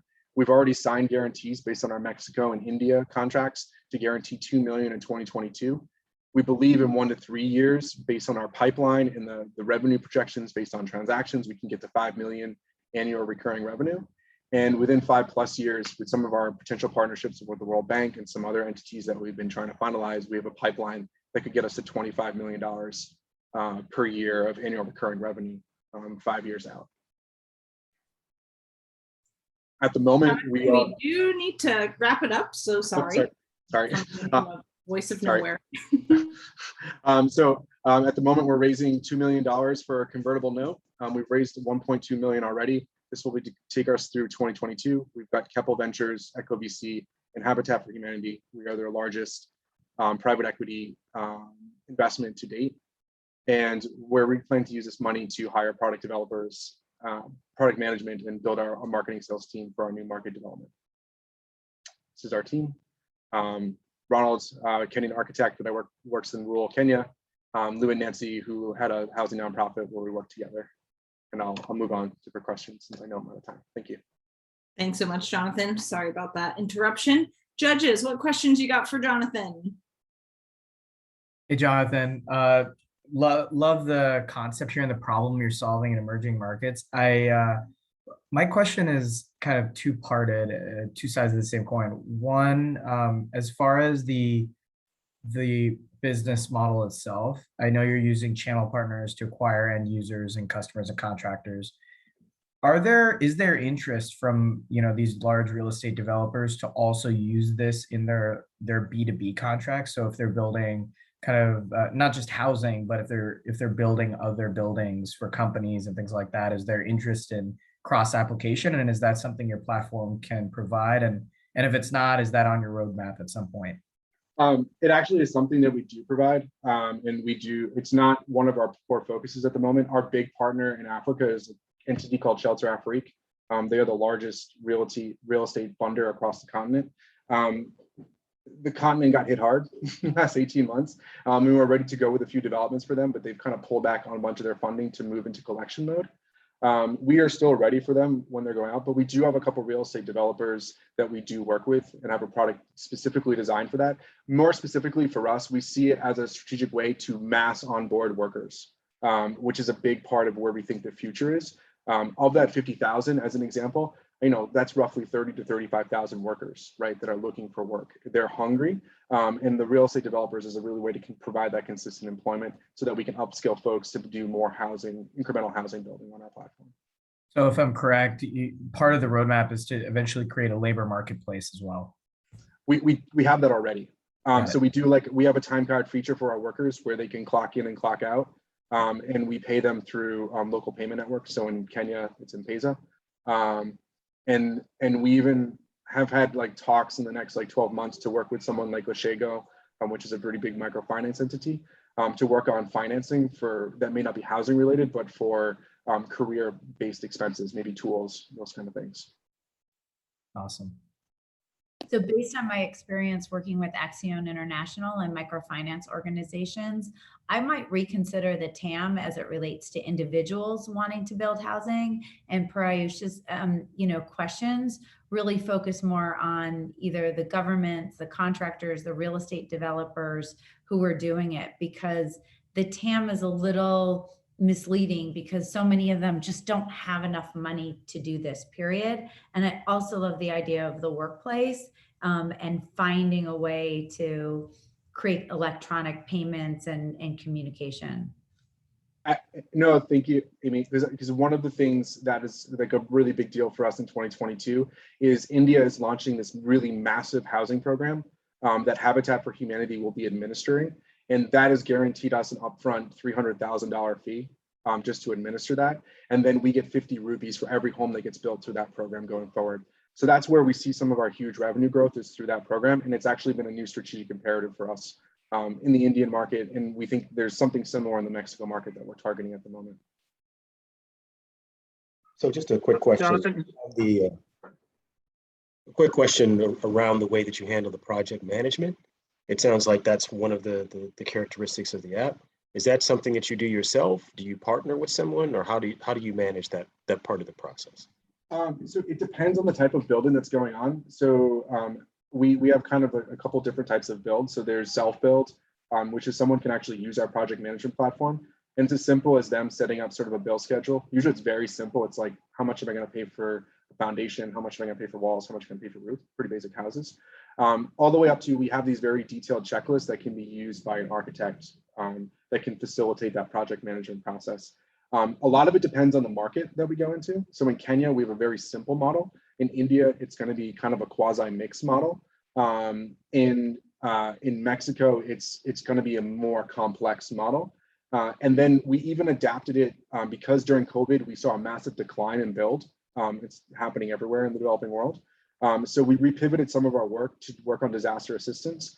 And what we did is we repivoted our project management model so that we could create these automated reports in Puerto Rico after the earthquake that could be filed with USAID for insurance claims. And so we continue to do that. There's a volume going through there, and we charge $20 for every insurance claim that folks use us to process. And it's a thing where, you know, you go around and take a picture of different parts of the house, and it tells you an estimated cost of what it's going to take to fix. And that gets filed with USAID for a subsidy. Awesome. Thank you so much, Jonathan and judges. We are going to keep it moving right along to our next company, Swipesum. So before starting Swipesum, founder Wilbur Davis was a competitive ultra endurance athlete.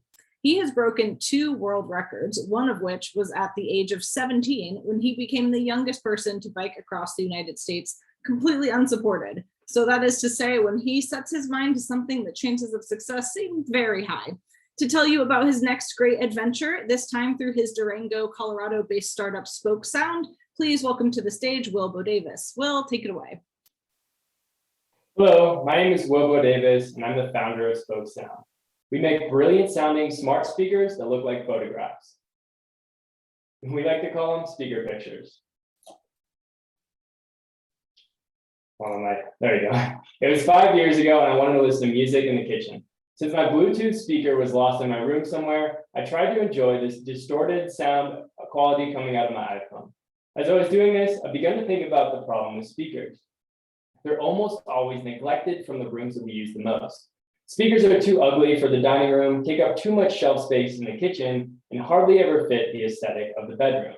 Good speakers often get tucked away in 1 or 2 rooms in the house and are used for maybe a couple of hours a week. I wanted a speaker that was always there when I needed it, would play high quality audio, and blend into any room of my house. This simple problem started a 3-year quest of researching and designing audio technology, and I'm happy to say we've came up with a solution. Our unique speaker technology is what allows us to create beautiful, personalized speaker pictures that are designed to hang on the wall, just like the one of my family hanging right behind me. Now, we don't just put a speaker behind a picture. Our patented technology transforms your entire image into a speaker and produces surround sound audio like you've never heard before. Our speakers combine both visual and acoustic beauty and allow users to choose a speaker that matches their environment, whether that is by uploading a speaker of their own or selecting one from the artists that we work with. Behind our speakers is years of research and development to employ some of the most advanced digital sound processing on the market.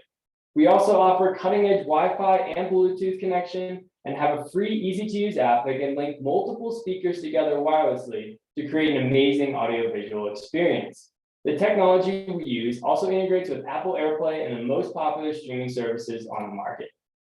Despite being incorporated less than 8 months ago, we've achieved some incredible traction and impressive milestones along the way.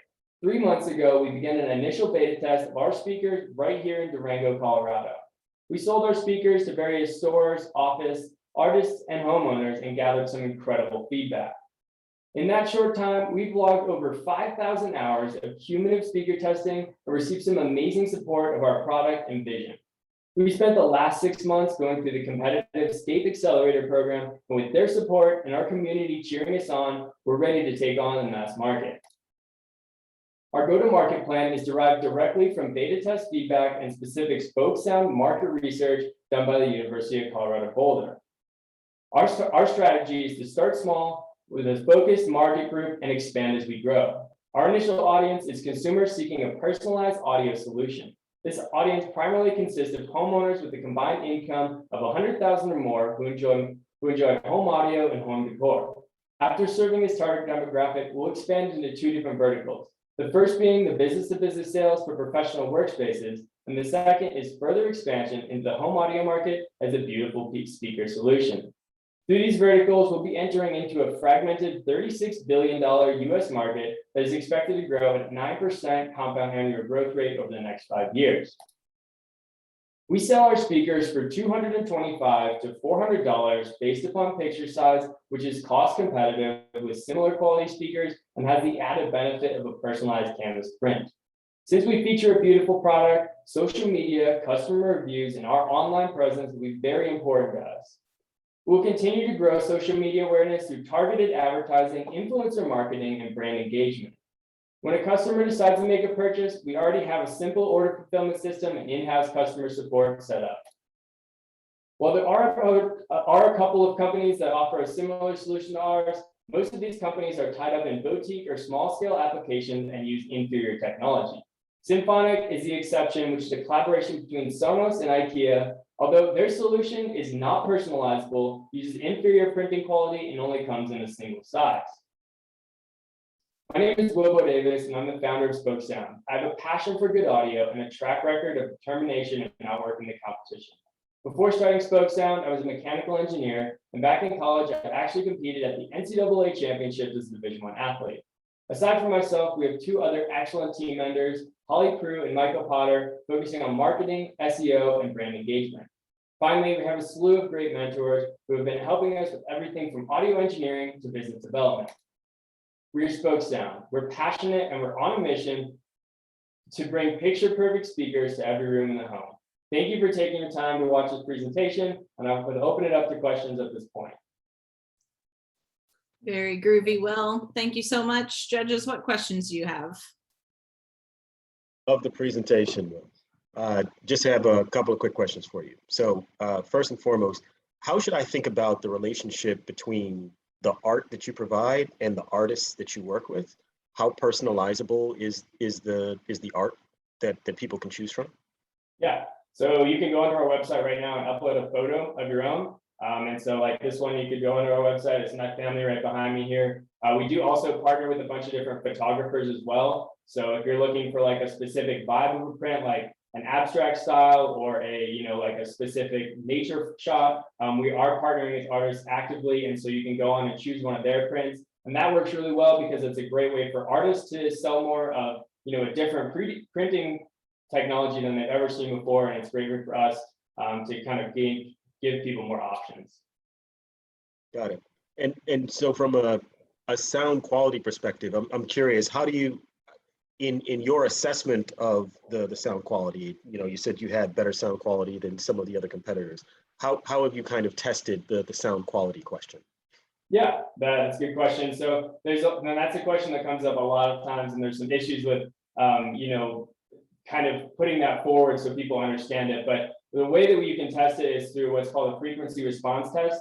And that's just measuring how accurately your speaker system repeats the frequencies that are given out. So what we do is we've run a lot of different, through digital sound processing and through other methods to determine, okay, where does our speaker fit in the market? What quality level is it? And we've been really happy with it. Our users have been incredibly happy with it. It does have a couple of like cool added benefits in that it'll produce sound from like the entire image. So you're getting like a surround sound kind of experience versus like a regular speaker that's just a cone. You only have sound coming out of one area. This is more like an engulfing thing. So if you get a really big print, it can sound like you have a surround sound system that's completely invisible unless you know where it is. Last question. If someone gets multiple prints, is there a way to coordinate it so that you can sort of get more richness in the sound? Is that Absolutely. Also? Yep, so they all link up together on a Wi-Fi network. So you can go into one room and it'll play the same music as it will in the next room.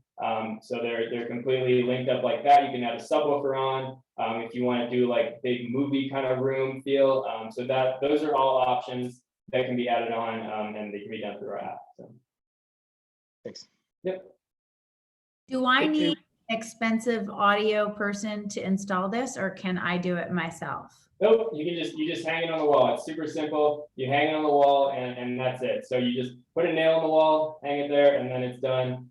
We do have like a battery powered option as well. We do have a couple of options for like if you want to go wire it in directly to the wall, which you don't need to do it all. But yeah, so you can do it in 3 seconds by yourself. And does it come in a smaller size? So if I don't want to put something on the wall, I just want to pretend I have a picture of my family. I just want a picture of my family on my desk or on my table. Will it work that way too? Yep. So we do have a bunch of different sizes we offer on our website. You can, check it out there. But we do offer that. We also offer customization of sizes. So if you're like, I want a really big print that goes above my couch and it's the centerpiece, and then it's my speaker system, we can do that as well. Awesome. What's next for you on the product development? Clearly, you guys are very innovative. What's next on the product development side for the next stage of the company? Yeah, great question. So we've been working directly with some manufacturers that make like the back end technology behind that, which gives us the ability to link them together. So what we're looking for is to further expand with that and to just get custom designed circuit boards so that we can easily plug and play, integrate that technology with them. So that's the next step. We already have like a pretty easy assembly method lined up, but it's the more circuit part is what we're focusing on now. Great. Thank you so much, Will and judges. Absolutely love it. We are going to keep it moving right along. And our next startup, I think, is one that we can all have a lot of fun with, no matter our age. I'd like to introduce you to Ruth Rao, founder of Mouse Loves Pig, based in Shenandoah Valley, Virginia. Ruth described herself to me as a mom who's an architect who became a toy maker because she wanted to see better toys in the hands of her kids.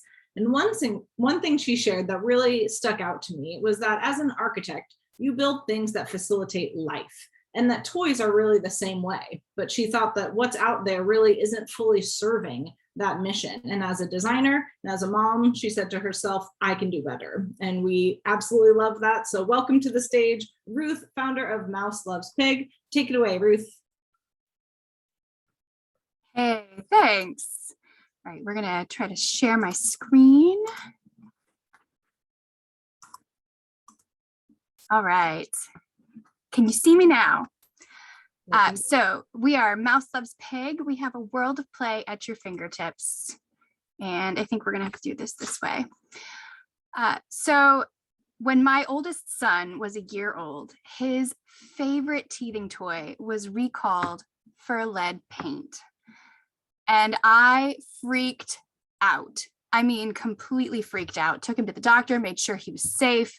And then I went one step further from the making sure my child is okay and started researching, how did this happen? What is wrong with the toy industry that a toy intended to go in a child's mouth had lead paint?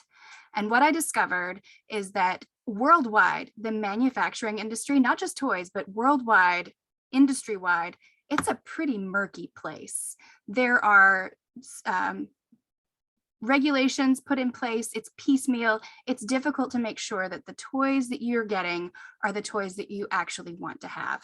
And so I started diving a little farther in and realized a lot of the toys that are out there are beeping, blinking, battery-powered, plastic, breakable, full of screen time, not necessarily great for our kids. So I started researching more. This is the architect in me coming out that wants to know more and more about why things are the way they are and how we can make them better. And what I learned is that a lot of things that are available on the market are what I call edutainment. They seem to be educational, but really they're just there for entertainment. They don't have a base quality that helps further our children's development and their brain development and their creativity and their independence. And what all of that boils down to is a lack of confidence. Our kids are having this lack of confidence in themselves, in their abilities, and in the way that they interact with the world. And all of that can be solved through play. In the United States alone, the toy industry is a $27 billion industry. With the experiential infant, toddler, and preschool toys, which is where our toys sit, it's a $4.18 billion market. But we're not targeting all of those parents. We are specifically targeting caregivers and parents that want toys that encourage independence. Toys that encourage kids to go off on their own and play by themselves instead of requiring an adult to interact with them. Not that adult interaction is not wonderful, but we want our children as they grow to be able to decide for themselves what they want to learn and what they want to do and how they want to play. We are targeting parents that are interested in transparent manufacturing practices. I cannot tell you the number of parents that are so glad to be able to tell their kids exactly who is making their toys and helping them create that connection between there's a thing that I'm playing with and there's a person out there that made it.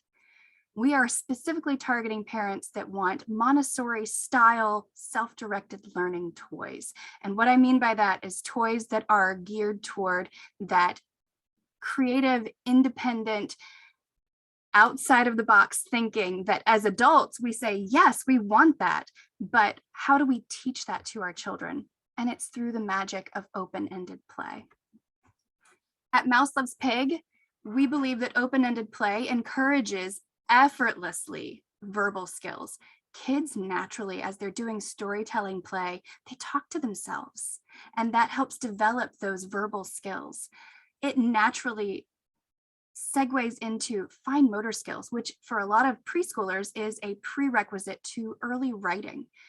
It helps develop cognitive development. It helps them further all of their little brain synapses firing. And it also gives them some problem solving skills. When kids have to decide for themselves, instead of letting a toy decide for them how they play, it helps with decisions across all areas of their lives. We design toys that do less so that kids can do more independence, more creativity, and more confidence in themselves. At Mouse Loves Pig, we have me. I'm the founder and chief play officer. As an architect and a mom, I feel like I have a unique view of not only design, but also how design interacts with childhood development. We have my marketing manager, Emily Kallick. She actually lives right here in the Shenandoah Valley, 5 blocks away as the crow flies. And she's been absolutely fabulous in helping develop strategies to spread the word about Mouse Loves Pig. And we also have our manufacturing team. This is new in 2021, a relationship with a company in Turkey called Sector 7, and they exclusively hire refugee women to make our toys. And so it's been a fabulous relationship to develop with them so that we can easily share with parents who's making their toys. Our growth strategy is mostly around social media, influencer, word of mouth marketing. We use a little bit of paid ads, and we funnel all of that into our email list. And we're also branching out into text marketing. That translates into about 60% of our income comes from direct to consumer sales on our website, and about 40% of that is wholesale. We are currently in, at this point, this slide is out of date, we're in over 170 stores nationwide and in 6 different countries, and we are constantly growing from there. Our next big push with retail stores here stateside is actually with school gift shops, which has been, it's November and I'm a toy maker, and it's been amazing and scary and wonderful. Our long-term growth strategy is not just with our toy sales. We are also, for 2022, we have plans to branch into a subscription box. And this is really exciting to me as a parent. There's a lot of subscription boxes out there for birth through about 3, and there are a lot out there for about 5 to 10, and there's not a lot in the middle for those early preschool ages. And so I've partnered with a couple of different preschool curriculum developers. We are creating some preschool in a box subscription boxes that will be launching in May of 2022. We're also branching into some digital tools. It's going to be probably an app. We're still working on what that's going to look like, doing some market studies and some focus groups to figure it out, but some digital tools to help parents develop more confidence in themselves, to encourage open-ended imaginative play with their children without having to rely on a toy store. And there's some really exciting things coming down the pipeline with that. Do you have any questions for me? Thank you so much, Ruth. Judges, what questions do you have for Ruth about Mouse Loves Pig? Ruth, it's Jay. how do you break through in terms of delivering your marketing message, and from with what you've experimented with so far, what type of return are you getting on the marketing dollars that you're spending? So on our marketing dollars, on our email list, we have about a 14% return. So basically for every email we send out, we assume we're going to get 14 cents for every email we send out. So the bigger our email list grows, the more money we're making. It's been pretty amazing, honestly, a little overwhelming. Can you help me understand a couple numbers? Yes. What do you sell it for? How much does it cost you to produce? What's your ARR? What's your CAC, if you know that, and your average order value right now? So I'll start with our average order value on our direct-to-consumer website is about $35. Our products range from, we have our low end, which is about $10 all the way up to over $100. So we have a range of products. Our manufacturing cost, we aim for between 25 and 30% of our retail cost. So that's kind of the sweet spot at the volume that we're at now. Our new partnership with our Sector 7 in Turkey, we are looking to, as we grow our volume, that number is going to come down, that our manufacturing numbers are going to be even more competitive versus our retail cost. And then what's your ARR right now, or monthly recurring revenue? Right now we are doing between $2,000 and $3,000 a month when it's not quarter four. Quarter four is kind of a crazy time for toy makers. So we make about 60% of our income in quarter four.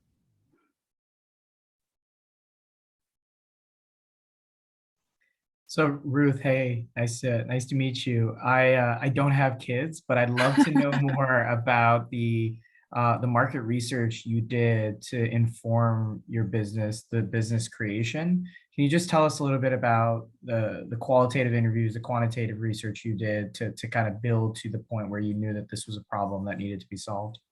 So initially, market research was just me. I started with a sewing machine and a dream when my children were babies and toddlers. And friends said, oh my gosh, I don't know what that is that your kid is playing with so nicely all by themselves in the corner, but I want one. And so that's how the business started, was I made things for my own children, and then other people said, this is amazing, we need more. And then I started researching how to start a business. So most of the qualitative research has been through focus groups, through a Facebook group. We also had, oh gosh, it was a whole thing with surveys and interviews from both mommy bloggers and also potential consumers, about 2 to 4 seasons of gathering more information and learning more about what people are looking for. And that's part of where this idea for the preschool curriculum boxes came from, is that parents love our toys. And they said, now how do we take what we know our kids like to play with and turn it into something that's more recognizable as educational? And so that's where that development is coming from, is parents asking, how do we turn this amazing thing that keeps my kid busy for 4 hours at a time into something that looks more like what I'm used to? Love it. Thank you so much, Ruth, and our judges for those questions. We are going to move along to our next startup, whose reputation actually truly preceded them in our work getting to know their home community, Mason City, Iowa.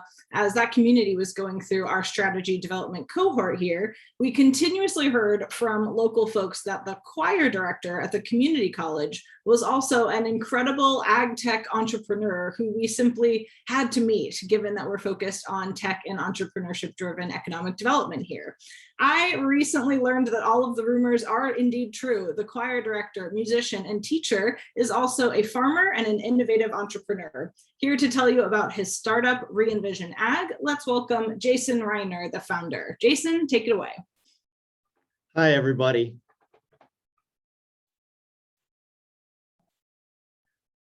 My name is Jason Reiner. Hold on, I think I gotta get the Zoom out of my way.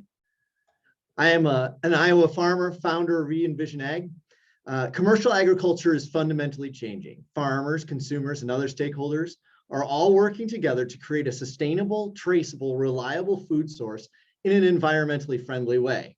Protecting our most valuable resource, the soil, has become the driving force for decisions on the farm.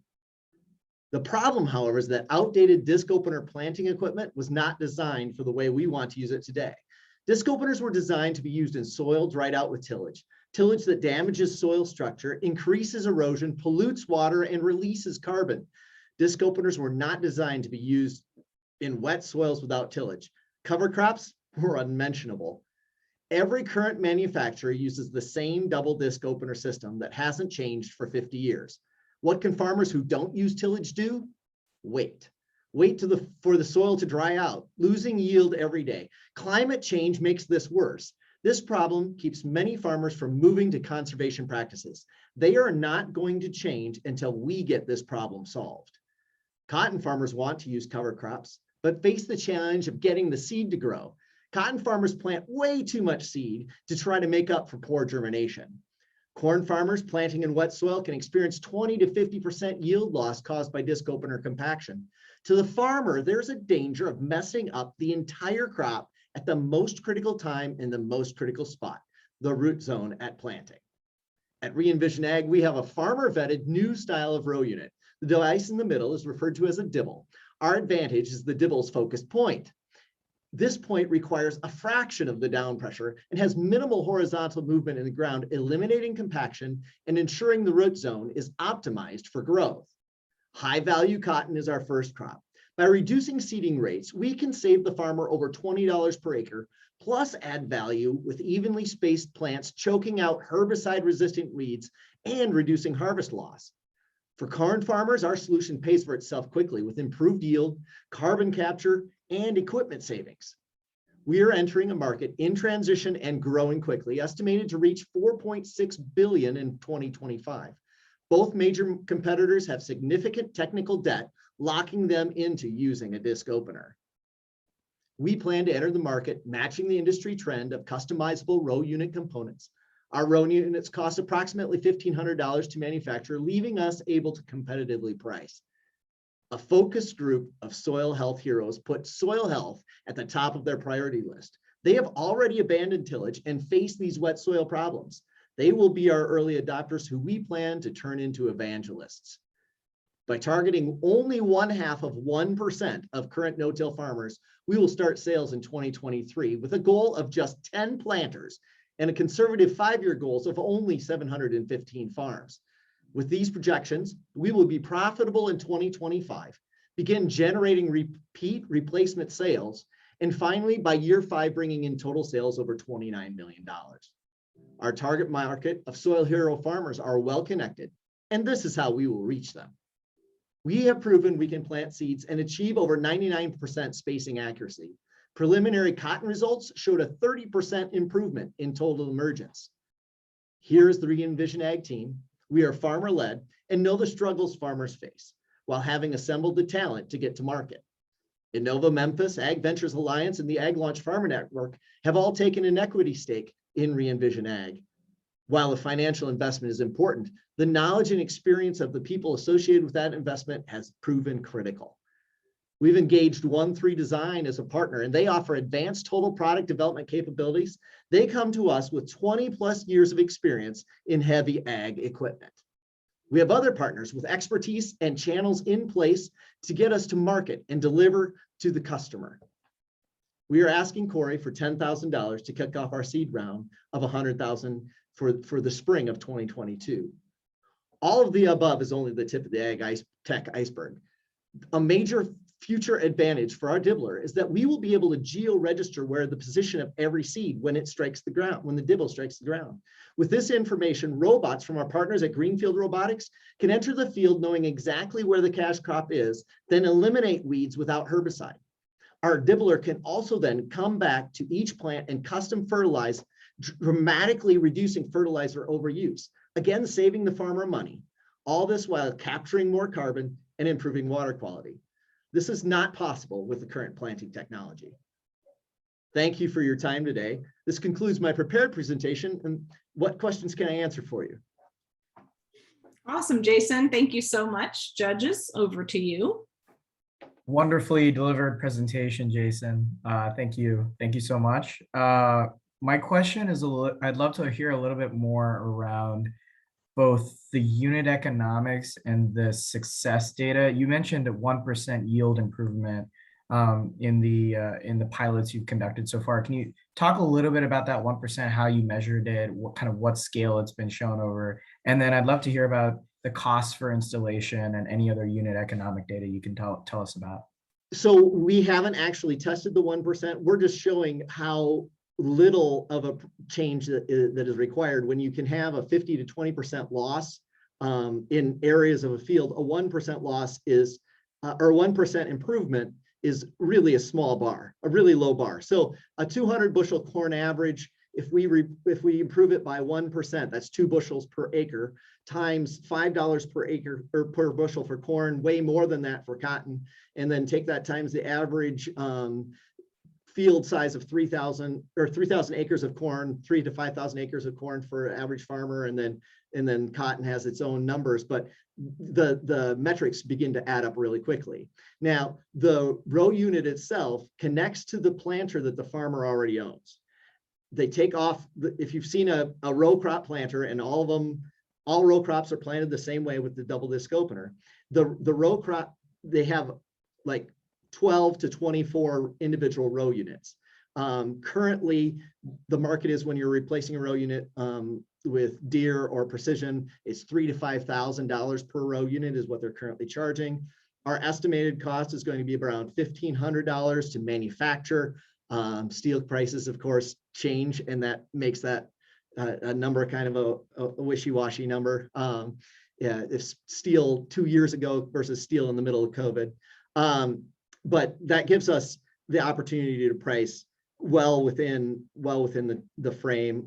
Any farmer would be able to take off his or her row unit and add on this row unit. It's a 4-bolt process. It's very, very simple process. That's helpful because I've never seen one of those, but I can imagine it now that it's taking one rotor off and putting on another. And I'm sure I said that wrong and Denmark's laughing at me, but I love you, man. Anyway, do you, of the $200,000 that you raised, is that enough money to produce the equipment that you need to hit your revenue goals 5 years out? I guess it feels like you need more money. And certainly. I'm trying to think about that return on investment. So our first $200,000, some of it was in kind from the Ag Launch Farmer Network. So we have gotten to the point that we have 2 goals for the spring. One is that as the speed increases of putting that little dibble in the ground, it becomes harder and harder to get the seed inside. And so we need to engineer an air system to shoot the seed inside. The second problem is that the faster you go, the inertia gets translated into the soil, and actually the dibble can suck the seed back out. I've got lots of video. And so we have engineering solutions. We need $100,000 for spring of 2022 to complete that engineering. It's a very well padded budget. And then $40,000, $50,000 for the engineering, $40,000 for fabrication.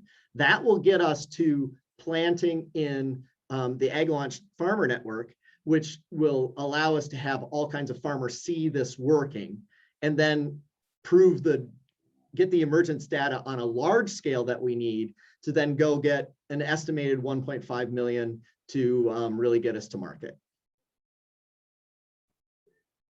Awesome. Baby steps is what we're doing. We love it. Thank you so much, Jason. Fantastic, fantastic work. And we are about to actually wrap up. We've got one last startup next. And the last startup is Swipesum, a startup based in Cape Girardeau, Missouri, with founder Michael Seaman, who co-founded this startup actually along with his brother. He also shared with me that he is the father of 2 girls. So perhaps siblings co-founding startups could be something that runs in his family, and maybe a decade and some change, we'll all be here welcoming his daughters to the stage with their tech startup. So here to continue to inspire entrepreneurship within his family, his community, and beyond, let's welcome to the stage Michael pitching Swipesum. Thank you much for the intro. I hope my daughters are very successful, but wouldn't wish this on anyone.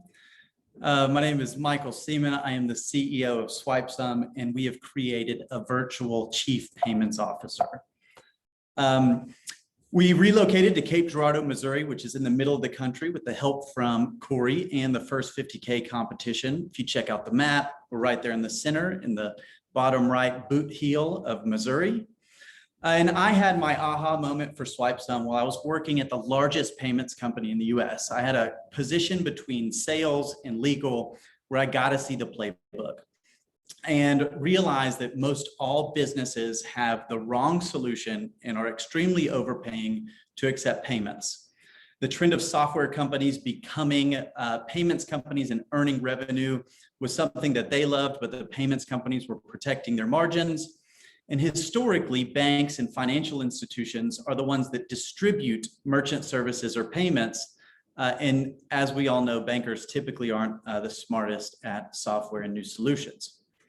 And so we thought of the solutions, and what we set out to build was a technology that can find any business the actual best payment solution. There's about 5,000 registered in North America alone, get them the best rates, and then continually monitor the health of the account. So Uber and Amazon have chief payments officers, but most other businesses can't afford that. For our own profitability, we focus on mid-market to enterprise accounts, but can help businesses of any size. We love software companies, and we help financial institutions better distribute their products. So basically, we improve the profitability of anyone's payments offering faster than a human can do it.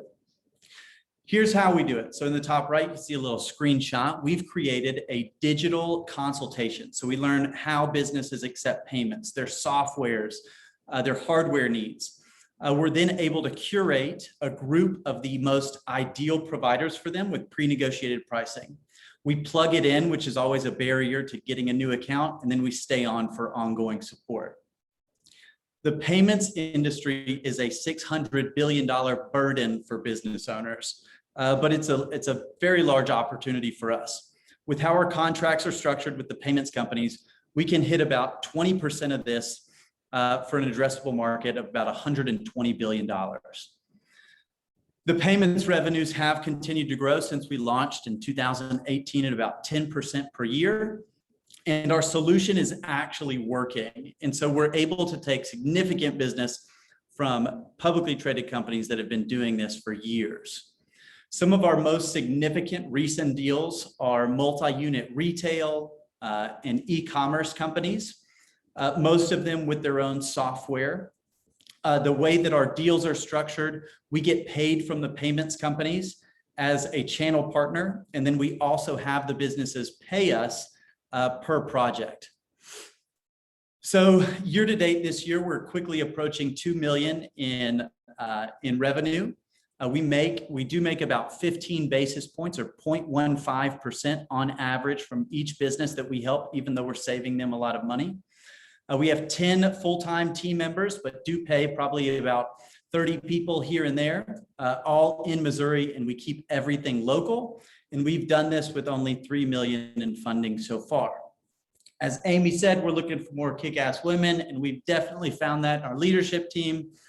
So I have the background in payments. My brother led sales operations in a very consultative sale for Aegeon and is doing that now. We were able to steal the other 3 from top clients or companies we work with. Amy was leading Agility Collective, basically as the president, I would say. They're one of the top e-commerce direct-to-consumer brands and had their own softwares, and she's leading our product. Madison DeHart has built 2 kind of Southeast Missouri startups from scratch that are very notable. And our director of customer success is Natasha Peebles, always happy, even dealing with payments complaints. And she did that at Aisle 411, which is another local company. Our growth strategy, we want to bypass about 8.5 million in ARR by the end of next year. A big focus for us has been identifying our key accounts and really honing in on those. We do need to grow our internal sales team, which has been the most successful channel for us, but the growing channel that's taking it over is partnerships and affiliate marketing with online brands and lead generation partnerships with accounting firms, banks, companies like NerdWallet as well. We also love events and do as many of those as we possibly can. We've had a lot of growth this year, but our forecast for next year is only based on accounts we already have signed and are going live. And so we're expecting tremendous growth that somehow we'll have to keep up with over the next 14 months. Thank you so much. I am grateful to be here, and that was Swipesum. Thank you so much. What a great presentation. Can you give me an example of a client that you've had a successful relationship with, or how it's benefiting them to use you versus a bank or another payments provider? Great question. So the big thing is we're not a payments company. So we're not the actual provider. And so what we're able to do is, so the other option, so you use a payments company, you go direct, or you go online, you might find a list of top providers for restaurants. You could find a consultant that might, we've seen those go at like 10 to 20K per project. So we're kind of in the mix where we're a channel partner of every payments company in North America. And when you come to us, it doesn't matter who you choose, we still get paid the same way. We'll curate the best solution for you. So we'll say, here's the best providers, where would you like to go? And then we help with implementation and customer success. So a restaurant might come to us and say, hey, we use this point of sale and we sell things on Shopify. We'll say, here are the 3 brands that integrate into both of those systems, and here's preferred pricing. What would you like to do? That's helpful. And is the best client for you a physical restaurant? Is it a service provider, or is it like an online, consumer brand? That's tough to say. So anyone that accepts payments can be a customer. So pretty large group there.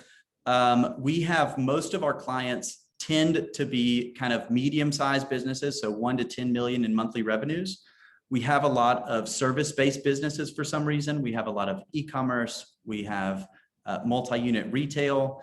It's really like when there's an actual issue and the problem is big enough, they would rather just offload it to us and fix the problem.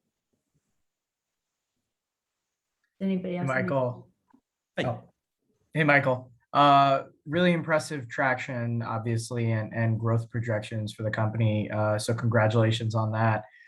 My question is a little bit about, I kind of have 2 questions. One, can you just tell us a little bit about the customers you've acquired so far, the churn, and if there has been churn, what has been driving that churn in your perspective, and how are you trying to develop a roadmap that can help mitigate that if there has been? And then on the other side, would also love to hear a little bit about your growth strategy for next year. Hiring 15 salespeople is a big part of that. Lead generation is a big part of that. Are they going to be focused on closing, onboarding? Where do you see the biggest need for those 15 salespeople? Yeah. So great questions. So first, a hard part about selling what we do, similar to any business service, is getting them to actually convert. If we convert them, they're extremely sticky accounts. So when we do get an account, we earn about 15 basis points on that company recurring for 3 years. So they're 3-year contracts. Churn, we've seen about 2 out of every 100 accounts churn. Just because it's just a really sticky thing. We also get about 2 customer service calls from each client per year. So kind of how we have to keep that successful. And the new hires, our biggest problem currently is kind of in between sales and success with account management. And we have a lot of large franchise clients, large e-commerce global brands like The RealReal, where they do need someone a little more focused daily on the account. And so account management, I think, will make us successful in 2022, but we do have to also focus on continuing to build our pipeline. So we've only always focused on prospecting and hunting, and now it's kind of changing, but we can't lack still going after new accounts. Great. Thank you so much, Michael, and our judges. Really appreciate that. And now actually that concludes our pitches. We're going to transition into a short break so that the judges can deliberate, and we will return with the winner, announcing who is going to take home the $10,000 prize. So what you all will have to entertain you in the break is an actual another video from one of our rural communities, but this time from Durango, Colorado, where Will Bo Davis from Spoke Sound was from. So you can check out Durango while we are making our deliberations, and then we will be back just a few minutes before 8 o'clock Eastern time, which is when we will be making the announcement and thanking you all and calling it an evening. So we will see you soon. Everybody just hang tight. We'll be back with some good news.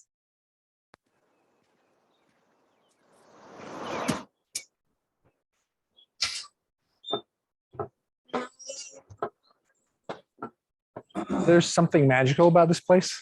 Having, the San Juan Mountains and just the raw natural beauty here it makes it worth living to get your work done and go play.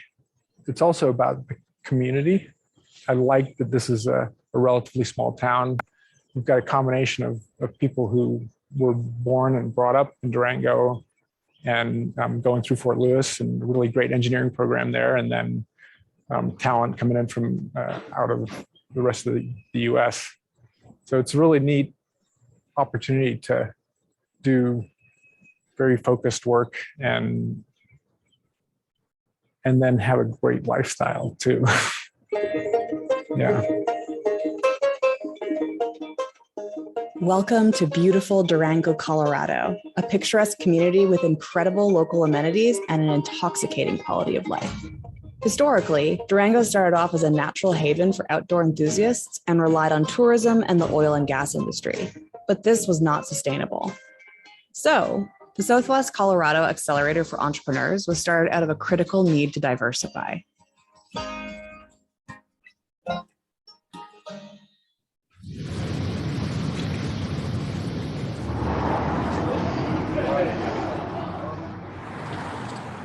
Yeah, there's a nice hike, the Purgatory Flats. That's right by where you guys want to go, and you can kind of cruise down. Are the aspens changing up there a little bit? Yeah.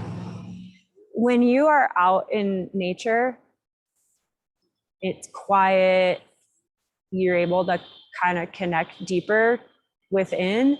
Being able to disconnect allows people to connect further to what they want to do, which then sparks ideas and sparks solutions, problem solving. I can't tell you how many times I'm going up a mountain to go skiing where I've solved a problem at work in my head because I've finally had that space to really get quiet and think a little bit more deeply. My role at Scape, I'm the outreach coordinator. So I'm connecting with the community, developing, cultivating deeper relationships with our partners and figuring out how to meet entrepreneurs where they are.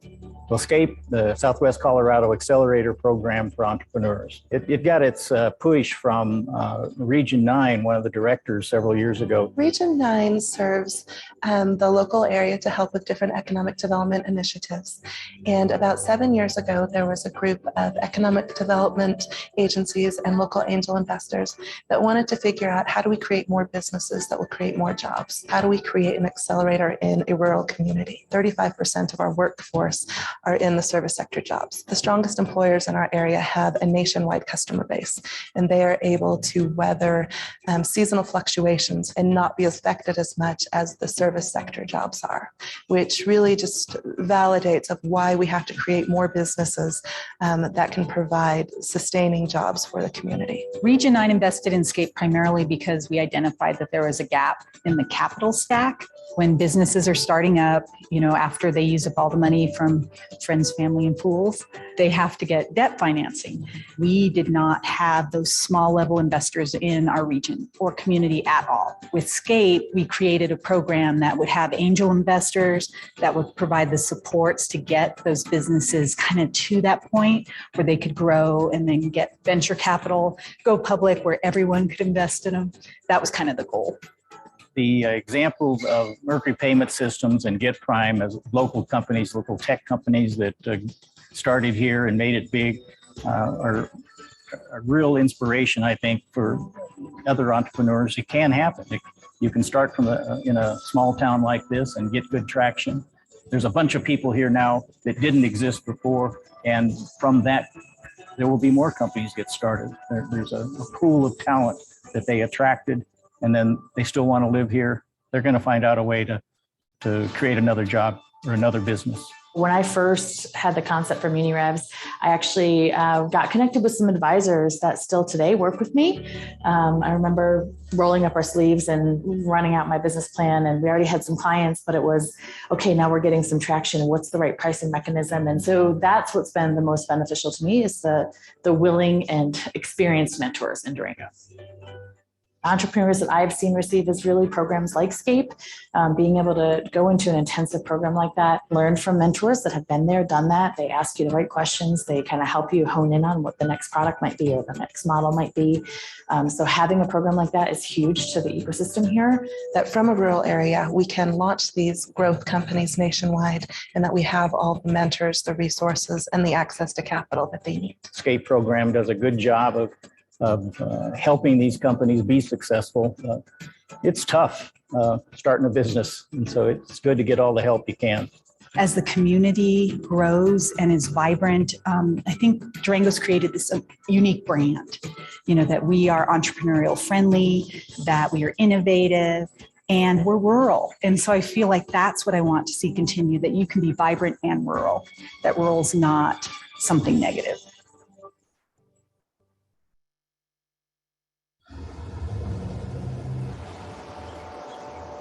This is an amazing place. I just moved out here and said, hey, let's see what we can do. And actually went to the Small Business Development Council at Fort Lewis College, working with Gary Maisner, who's the founder of Scape. And he and I basically started this company. This is where we control the test stand, and we're basically recreating a spacecraft, but we're only developing the actual engines, the thrusters. And that's, for the type of engine that we're developing, it's what will reposition a satellite in space. This is software that we developed in-house. It just allows us to set the conditions to test an engine. When we made the move to start developing our own engines, it's a very expensive process. I mean, it takes millions of dollars to develop one of these small thrusters. And that's when we reached out, and I met a guy named Jeff Max. He came in and said, look, you've got these engine programs, you've got this test stand, let's consolidate these into Agiospace Industries. Jeff helped us pull together investors from all around the state, and several key people in Durango, Scape, John Wolgamont, and others here. So we have this unique Colorado investor group, which is amazing. Access to capital is fundamental in changing the economic landscape of a rural community. How can you lift the quality of life of a town whose fresh air and majestic mountains already nurture the soul? Diversify the job industry, introduce exciting and innovative technology, and lastly, invest in its people. They'll do the rest. We get a lot of entrepreneurs that are looking to create a business and a life so that they can be a part of the community. Durango is just got that little town charm. It's just a special place, and it's got roots in something that I think once you really commit to being established here, you really are just like a part of this blanket of woven together of just something special.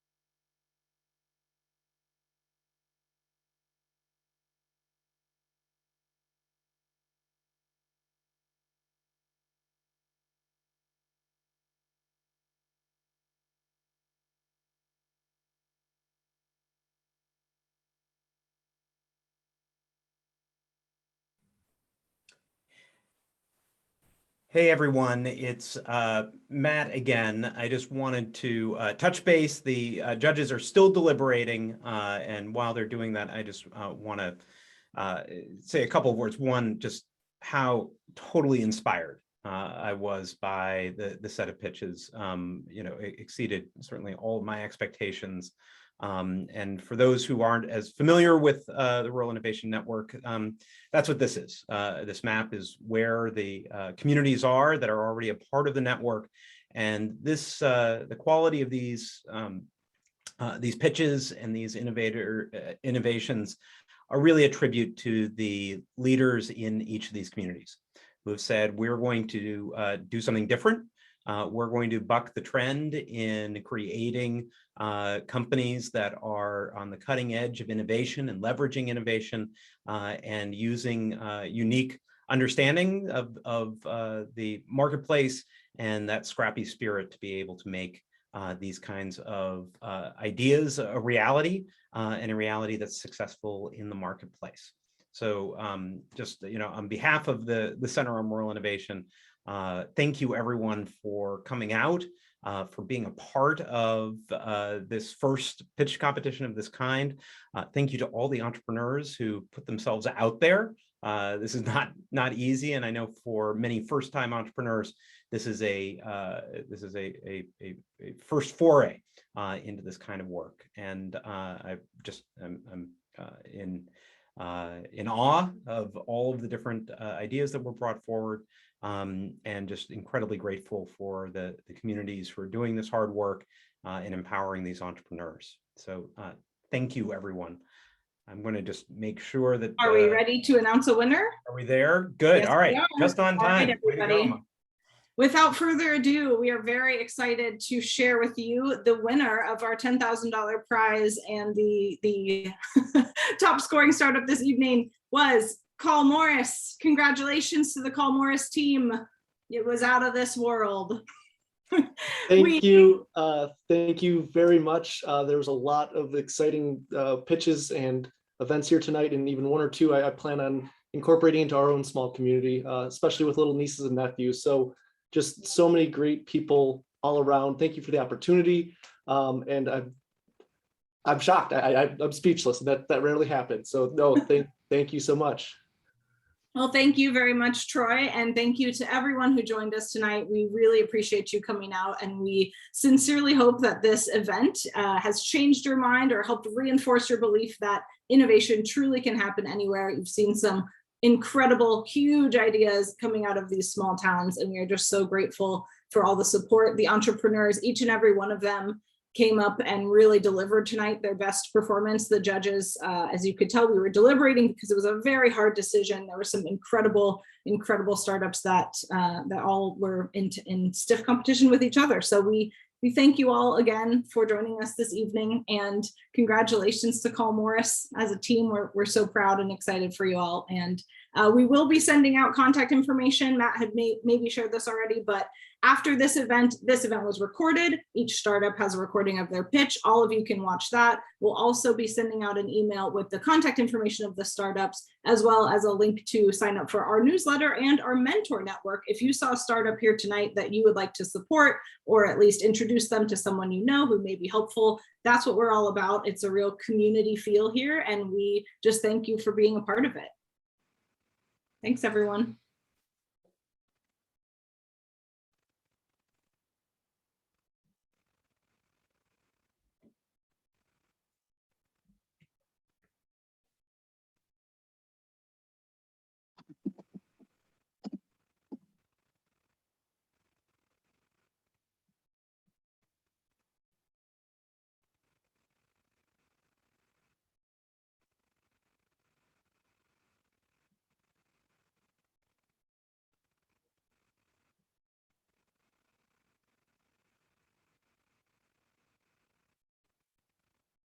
Congrats, Troy. We'll follow up with you about next steps here, but really, really excited for you. Oh, hi. You're muted. I was just taking a moment to look at the chat with everyone's kind words. There's a lot happened in a minute, but no, thank you so much and look forward to more. Yeah, absolutely. Take care. Thanks. How you feeling, Matt? Well done, Molly. That was great. That was great. And I just, it's super. Is it just us? Where are we down to? Yep, it's us and the production. Hold on 1 second. I'm going to stop record. Go ahead and stop.